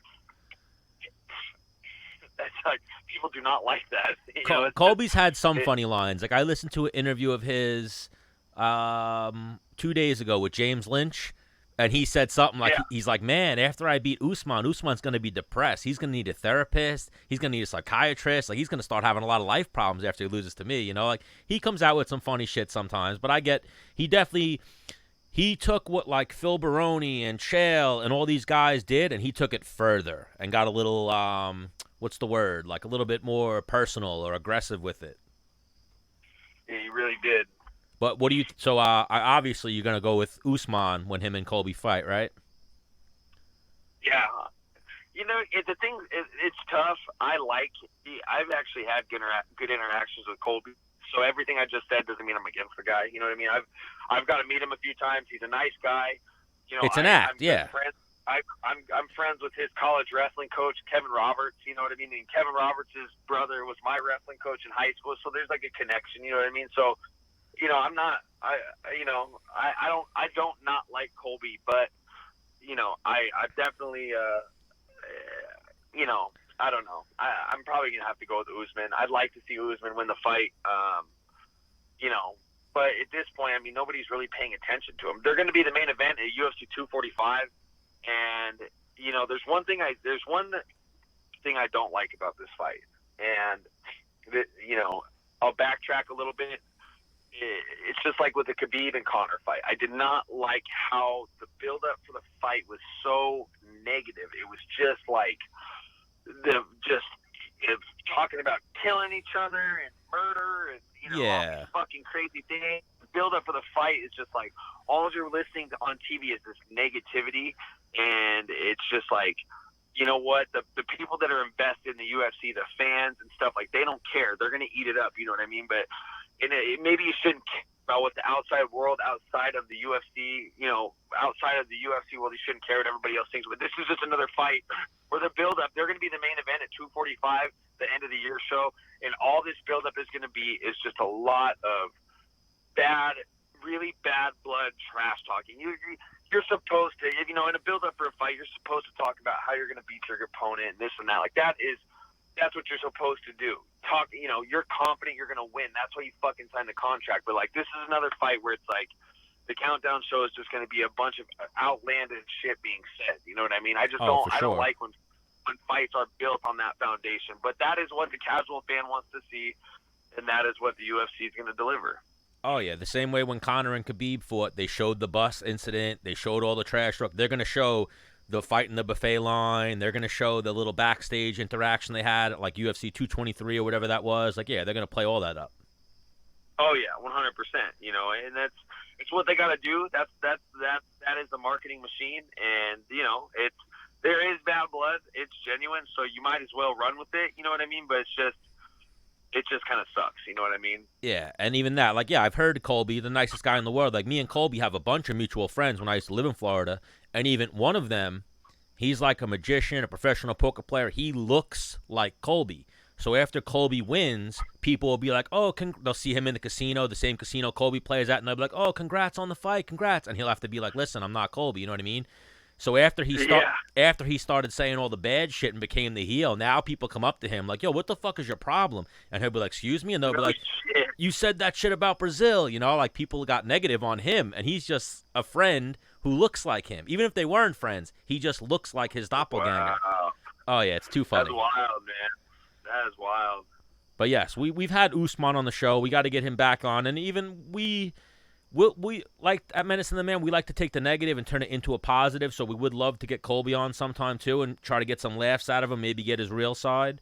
But so now we'll get a little bit of your talk on that. Let's get back into the 170 division. Who do you got between Masvidal and Nate? Man, that's a tough fight for me to pick. I am a friend of. I'm friends with both guys. You know what I mean? I've had a good relationship for a long time. You know, Masvidal handed my first pro loss. You know, we became friends since then. I don't really want it. I don't really want to pick on this fight. I don't really want to pick, and I usually will say, you know, like, no offense, this is, you know, I don't want to hurt anybody's feelings with this too. I think he's gonna win. This is just you know, just may the best man win, and I hope to see both guys do very well. So that's just a pick 'em for me, and sometimes that's better because it's going to make the fight enjoyable no matter what. Usually, if you got a dog in the fight, it's always it sucks when you see him lose, and you love to see him win. But this is one where it's like I like both guys. You know, genuine relationship with both guys. So I just want to see both guys compete to be their best, and may the best man win. Oh, 100%. This is a fight like that for me as well. Like, two of my absolute favorite fighters. Like, I didn't want to see them fight, but now they're fighting, and it's like, oh, I don't know which way to go. But you kind of see what I'm doing here. I'm singling out the 170 division, so I think I know who you're fighting next. He definitely has black hair. He just might. I can't say too much. Well, I'm looking at the top. He's in the top 8. I'll tell you that much. Well, even that, I'm looking in the top 8. Everyone has black hair, so that's why I was going with that. Yeah. See, look at that. Yeah, I'm fighting a guy with black hair. He's black hair, and he's in the top 8. That's your only clue. So, do you have kids, Michael Chiesa, or no kids yet? No kids. Just I got 2 pups, and those are my kiddos right there. And what's the one? Stone Cold. Is his name Stone Cold? Stone Cold. His name actually is Stone Cold Chiesa, just like the wrestler. Stone Cold Chiesa. I fucking love that. Yep. And then my other dog, she's a big Italian Mastiff. Her name's Blue. Okay, yeah. Menace just ran to drop his kids off with the baby moms. There you go. You know how that is. So, oh yeah, I know how that goes. So I'm about to head to. What's up? I was gonna say another fight that just got announced recently. Your boy Kevin Lee has his next fight. That fight is fucking. You know what? Like I said earlier, just because I don't like the guy doesn't mean I won't give him some credit where credit's due. Even though the guy fucking does nothing but talk shit, I love this fight. You know, this fight is like, it's like Kevin is. It's like it's opposite where it's like, you know.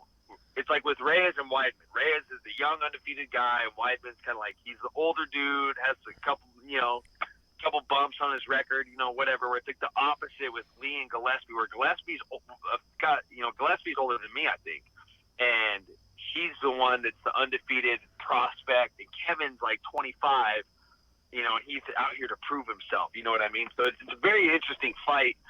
You know, that's a fucking great fight. That is good matchmaking, and I'll give Kevin credit where it's due. He asked for the toughest challenge he could get, going back down to 55, and that the weight cut alone is a challenge for him.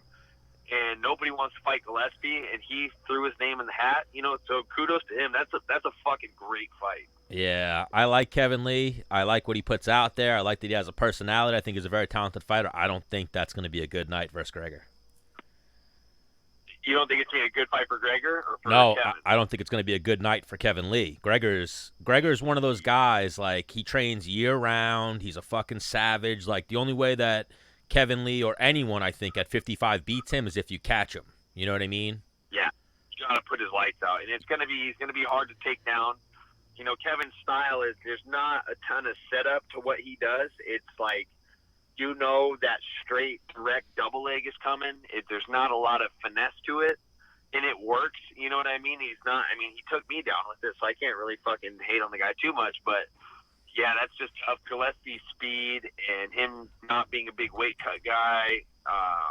Kevin's got that big old noggin that's not hard to miss. You know what I mean? It's yeah, that's going to be a tricky fight. Yeah. Oh, Gillespie's an animal. Me and Dennis especially, has trained a lot more with Gregor. I used to train with Gregor way back in the day.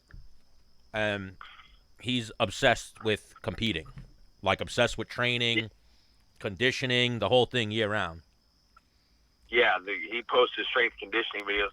He's on the lunatic fringe. He's a fucking psychopath, and I love it. You know what I mean? I love to see guys that wrestled at a high level come compete and make martial arts. They bring something different to the table. They bring a different intensity. They bring a different, we've seen the high level boxers and kickboxers, and we've seen those types of guys transition to mixed martial arts and compete. But nobody brings the intensity or the gamesmanship like a high level. You don't even have to be a Division I wrestler. Even a guy that spent time wrestling Division II, Division III, JUCO, NAI, it doesn't matter. If somebody has invested their life into wrestling and transition and mixed martial arts, they always bring a certain level of intensity and gamesmanship that I don't think any guy from any other combat sport brings. You know what I mean? Gillespie's a special guy, and we're gonna find out how special he is on November 2nd. I mean, this fight with Kevin Lee is a big one for him, and it's a big fight for both guys. That to me, like, they always say that there's like a people's main event for each fight. Like, that is the people outside of Nate and Jorge. That is the people's main event is Gillespie and Kevin Lee, and it's only been announced for a couple. That's a big one. Yeah. If you didn't already say, how do you see that fight going? Yeah, go with Gillespie, man. I think Kev's.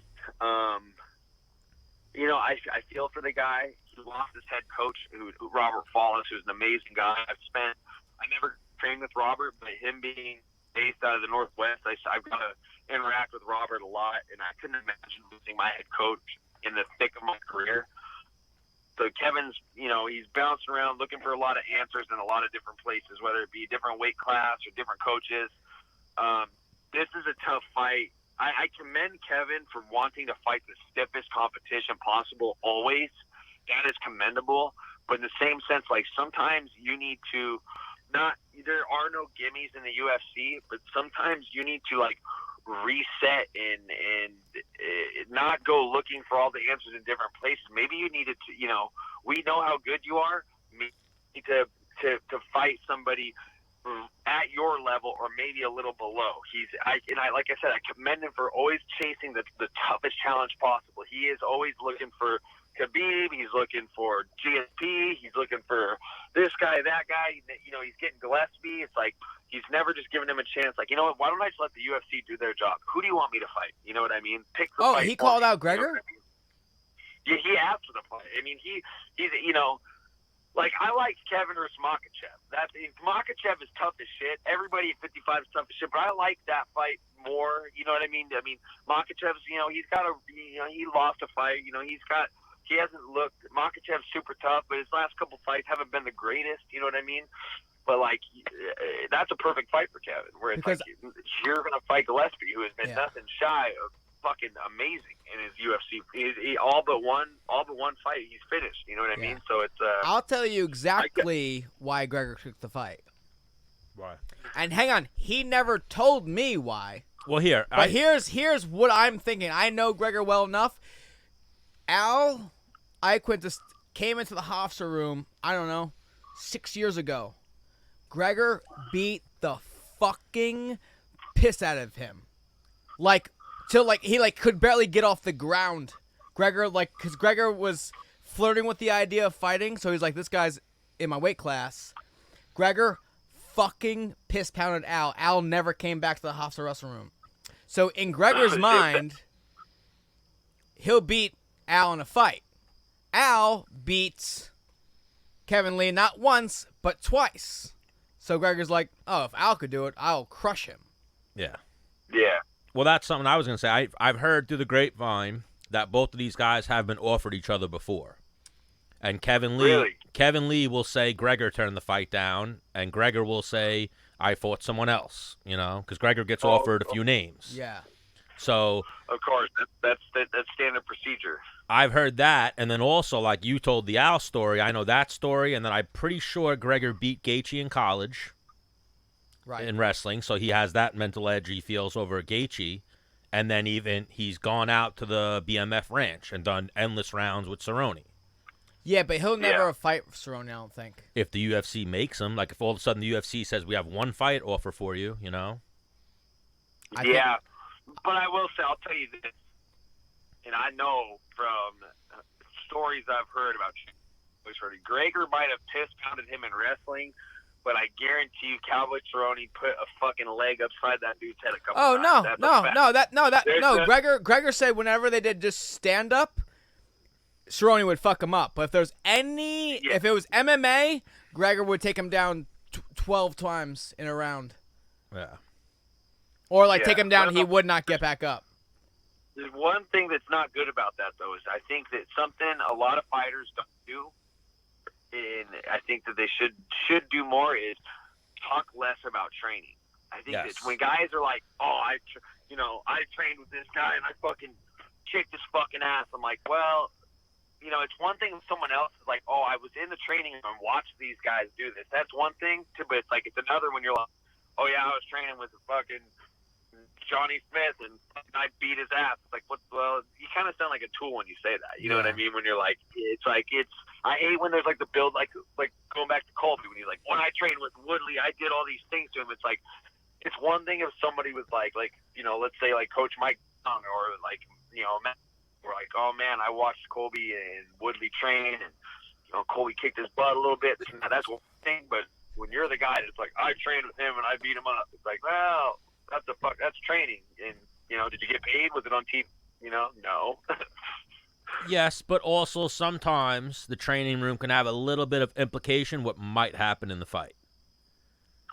Yes and no. I mean, there is the chance of that, but if that was the case, I should lose to a lot of people because, like, back home, at least for me, from my perspective, I get beat up by, like, everybody in my practice room. I get my ass kicked by just about anybody I've trained with in Spokane, but I perform really well when I compete. You know what I mean? Oh, yeah, that's even a real thing with Gillespie. Like, I've seen lesser people fuck Gregor up, and I've been like, really? That guy fucking tapped out Gregor? And it's like, yeah, training is training.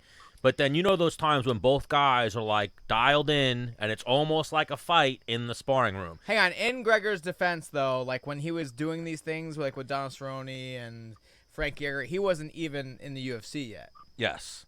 No, I remember, because I've followed Gregor for a long time on social media. So, like, I remember seeing posts about him going out to the BMF Ranch and training with Cowboy and all that stuff. So, you know.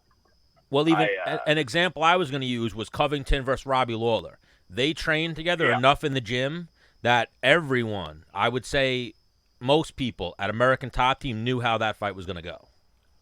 Yeah.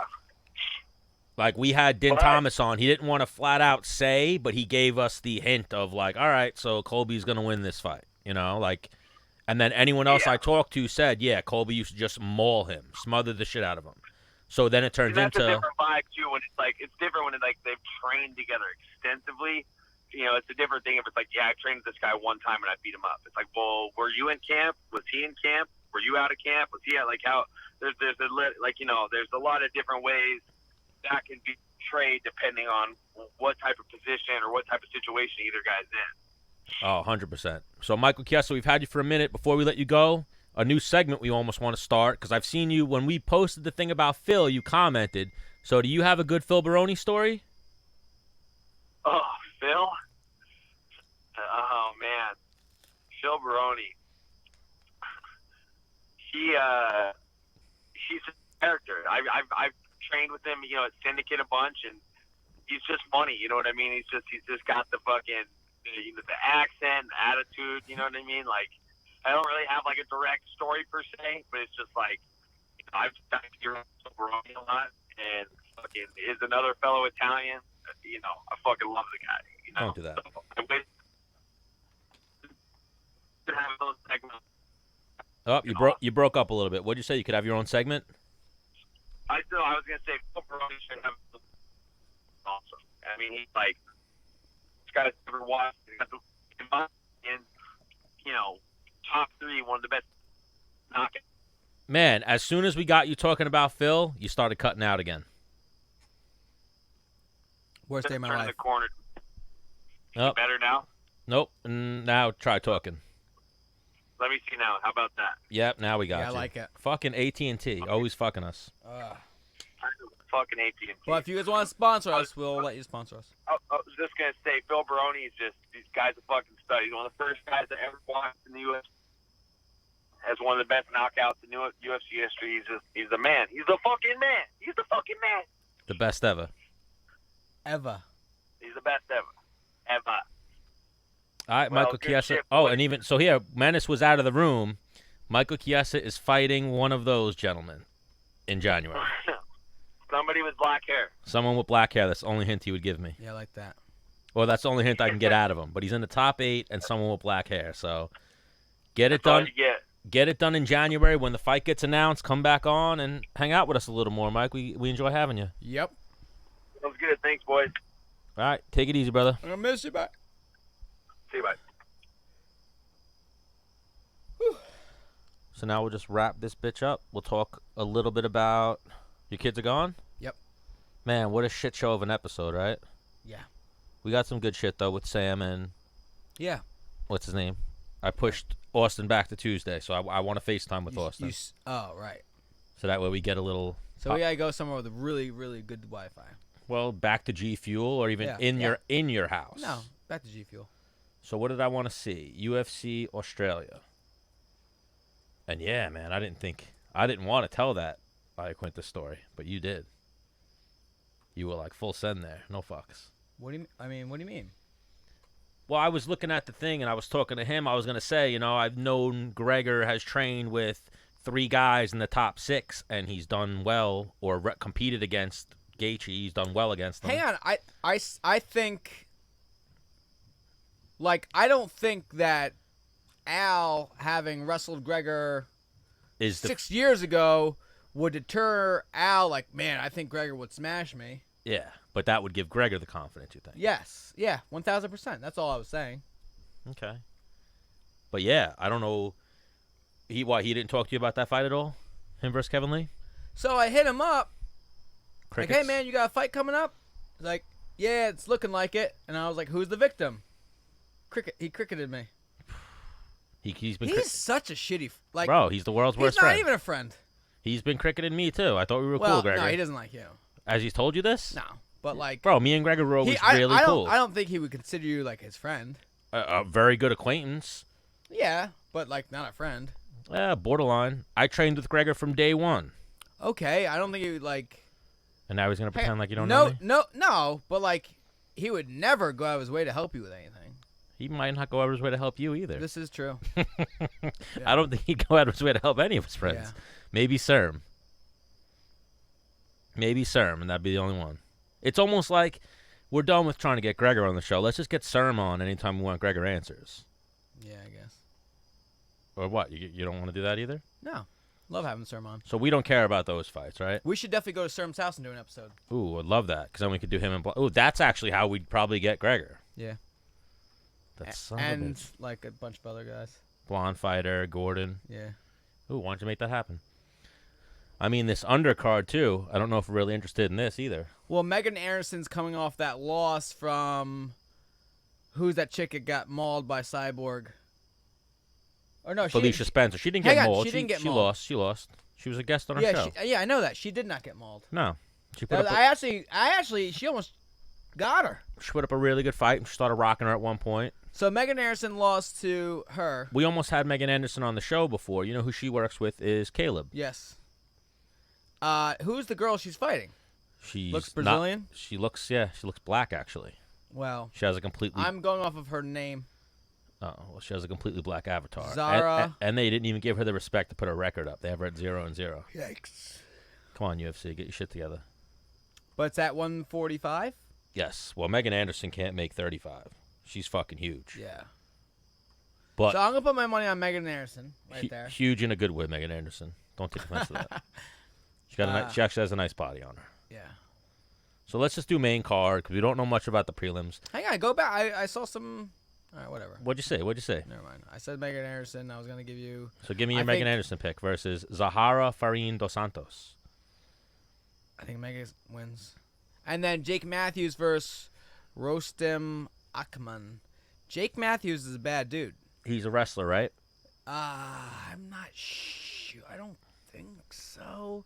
He used to fight at 155, no? Yes. So he's bumping up, huh? Probably just took that cue from guys like Michael Chiesa and what's his name, the main event fighter, and he's from Australia. Jake Matthews took the cue from Robert Whittaker. Got a photo with John Jones. Ooh, and before we go, we'll talk about that too. But coming off a loss to Rocco Martin. Doesn't say what weight class though. No, over here. So he returned to welterweight a couple fights ago. Yeah, he used to be a lightweight. He was lightweight his whole UFC career until a few fights ago. Because I know him as a lightweight. Yeah, he lost to Kevin Lee, James Vick, and Andrew Holbrook. Holbrook's the guy that Gregor knocked out in like 30 seconds. Yep. Then he went up to 70, had a little winning streak, and then he ran into Rocco Martin. So we don't know much about Rostem Akman. All right, next. So we'll go Jake Matthews in that. Yep. Hopefully he wins in front of his hometown crowd. Yep. Justin Taffa versus Jorgen De Castro. Don't know either of them. I know De Castro is from... I may have seen De Castro fight before. De Castro's from the Contender Series. Okay. If I'm not mistaken. So we'll just throw a name out there. Same way you make your bets when you call up Chris Weidman to make bets. I'm going to go Justin Taffa. Justin, why you like his name? The black accent, he looks pretty jacked. The fact that he's a black avatar? Yeah. What is that? Luke Jamia versus Diego Lima. Is Diego Lima related to the Lima from the Bellator? Yeah, I'm going Lima. That's the brother. I think Diego Lima, I don't know if he won the Ultimate Fighter, like the second comeback season, or was the finalist. Then your boy Ty Tuivasa going versus... Ty all day. Of course. I want to see some shit drunk out of shoes. And I want to see flying knees from a heavyweight. He throws flying knees? Fuck yeah. Yeah, he's a badass, Ty Tuivasa. We gotta, after this fight, we got to go hard on Hickman and be like, Hickman, we need Ty on the show. Yep. Because I've direct messaged Ty. He's responded to some of the shit we posted, but he didn't read the messages. Got you. It's kind of like, you ever see those memes when it's like you shoot your shot with a girl and doesn't even say red? That's what Ty Tuivasa did to me. Broke my heart, Ty. Yikes. Ali Quinta versus Dan Hooker. Man. I've talked to people about this fight, and people are riding with fucking Dan Hooker. He's a bad dude. But was that... I'm pretty sure you told me, and I heard when we talked to Iaquinta, he doesn't look good warming up. Was that you told me? You told me that, right? No, what I was saying is... The thing is, his body's definitely morphed over time. Yes. Because I remember when he first came on stage, I'm like, who's this, like, lanky, tall... he used to remind me of Vic. He used to be a 45. Like, just kind of... Was he? Mm-hmm. Mm-hmm. Maybe that's why he was on my radar. Yeah. That's why I probably figured you knew him, yeah. Because at 45, he's like no muscle, like just a tall dude. Yeah. And I was like, I'll mollywop this dude. Yeah, But at 55, he like put like the weight he puts on is like all muscle. He lost to Yair, Maximo Blanco, and Jason Knight. He lost to Maximo, huh? You almost fought Maximo once, right? Yeah. That's the fight you pulled out of for Staff? Yep. Oh, Maximo got lucky. Staff took you out. When was the date of that? Well, no. 2014. No, but Maximo fought cool hand. Luke Sanders? Yep. At 35 or 45? At 45, Sanders came in, knocked him out, and moved down to 35. Yeah. Oh, he was naturally a 35er. Sanders took your place on short notice. Yeah, yeah. I remember watching and be like, damn. He's good, that dude, Sanders. I know he ran into a little bit of a rough scare. I think he lost 2 in a row or something, but you know where he did? He used to date. That diva. Yep. The one who's now like the biggest one in wrestling. Really? The redheaded chick, yeah. Her name, Becky Lynch. She's now like the biggest female wrestler in the world. That's insane. Huge. Like when she comes out, the fans go fucking insane. That would be tough to date, I feel. She was 100% a bigger star than... Oh, my gosh. Unless he's the UFC champion, she was a bigger star than he'll ever Even be. then. Yeah. Yeah, pretty much. But, I mean, we're both going to go with Iaquinta, obviously. Yeah, I'm going with Al because there's no quit now. Al said that I watched the countdown today, and Al was like, unless you put me out, good luck, you know? Like, I'm in the fight. Yeah. And he's never been put out. Yeah. He got choked out, I think, twice. Right. Ring of Combat, and then... Well, Michael... And then Chiesa, yeah. Chiesa, and then the thing about Al don't tap. So Al went to sleep twice. Yeah. Oh, no, remember Mitch Clark, too, put him to sleep. That, like, upset. Remember he was beating Mitch Clark? I don't know. Yeah, Mitch Clark pulled off the upset one time. But didn't do much after it. And then the main event, the big one, we almost had Robert Whittaker on the show yesterday, but Menace had to go shake his dick on the pole. Make that money. Or what were you doing? What'd you have, a meeting? Yeah, a union meeting? Yeah, they're doing a new contract, and We've yet to touch base with Adesanya, so I'm gonna root for Whittaker and hope he wins, and then we get him on the show next week. Yep. That's the game plan. Yep. And I like Robert Whittaker. When we had him on, he seems like a super cool guy. Yeah. So going Robert Whittaker, right? Yeah. Okay, just making sure of that. Yeah. So I met Rob, and he's dope, I sent you that one clip of Tai Tuivasa talking about the incident with you. Yes. Yeah. And Robert Whittaker was like, I love the Menace. Yeah. Big Menace fan. Yeah. And then he was surprised when he heard that you were not a good drunk that night. And that you like started a fight with him. He was like, really? I didn't. Really, Menace? No, I didn't start a fight. Well, almost. I didn't want to take a shot.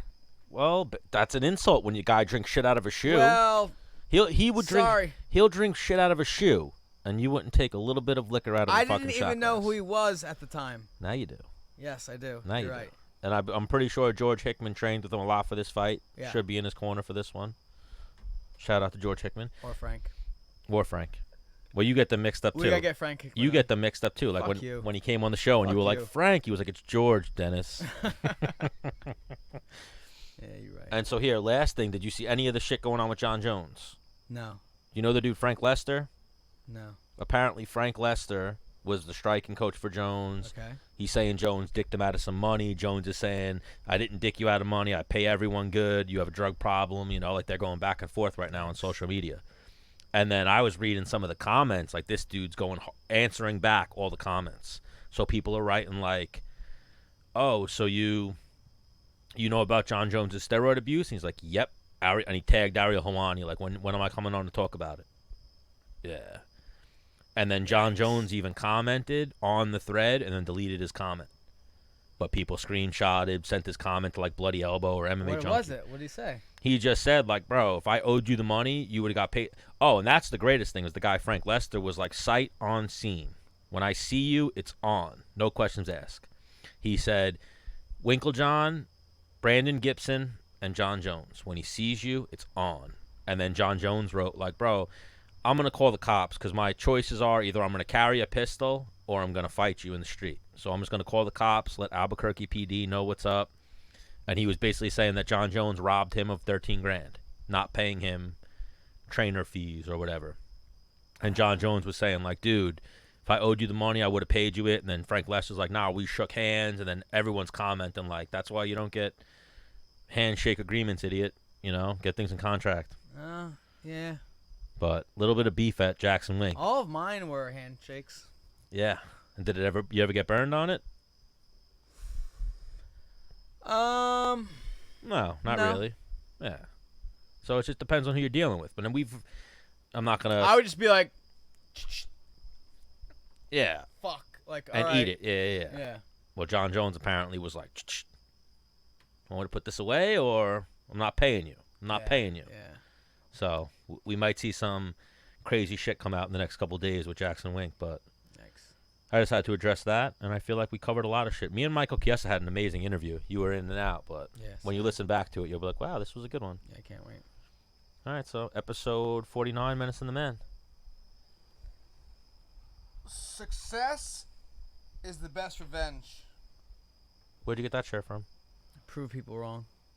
Where'd you get that shirt from? Prove people wrong. Oh, that's the name of the company? I think so. I don't know. Did they send it to you in the mail? I actually got it from East Coast MMA Oh, okay. for free back in the day. Shirt's probably like 5 years old. Oh, it still fits you like a glove. Well, all my things do. All right, so episode 49, hit him with your send-off, Menace. Welp. See you later.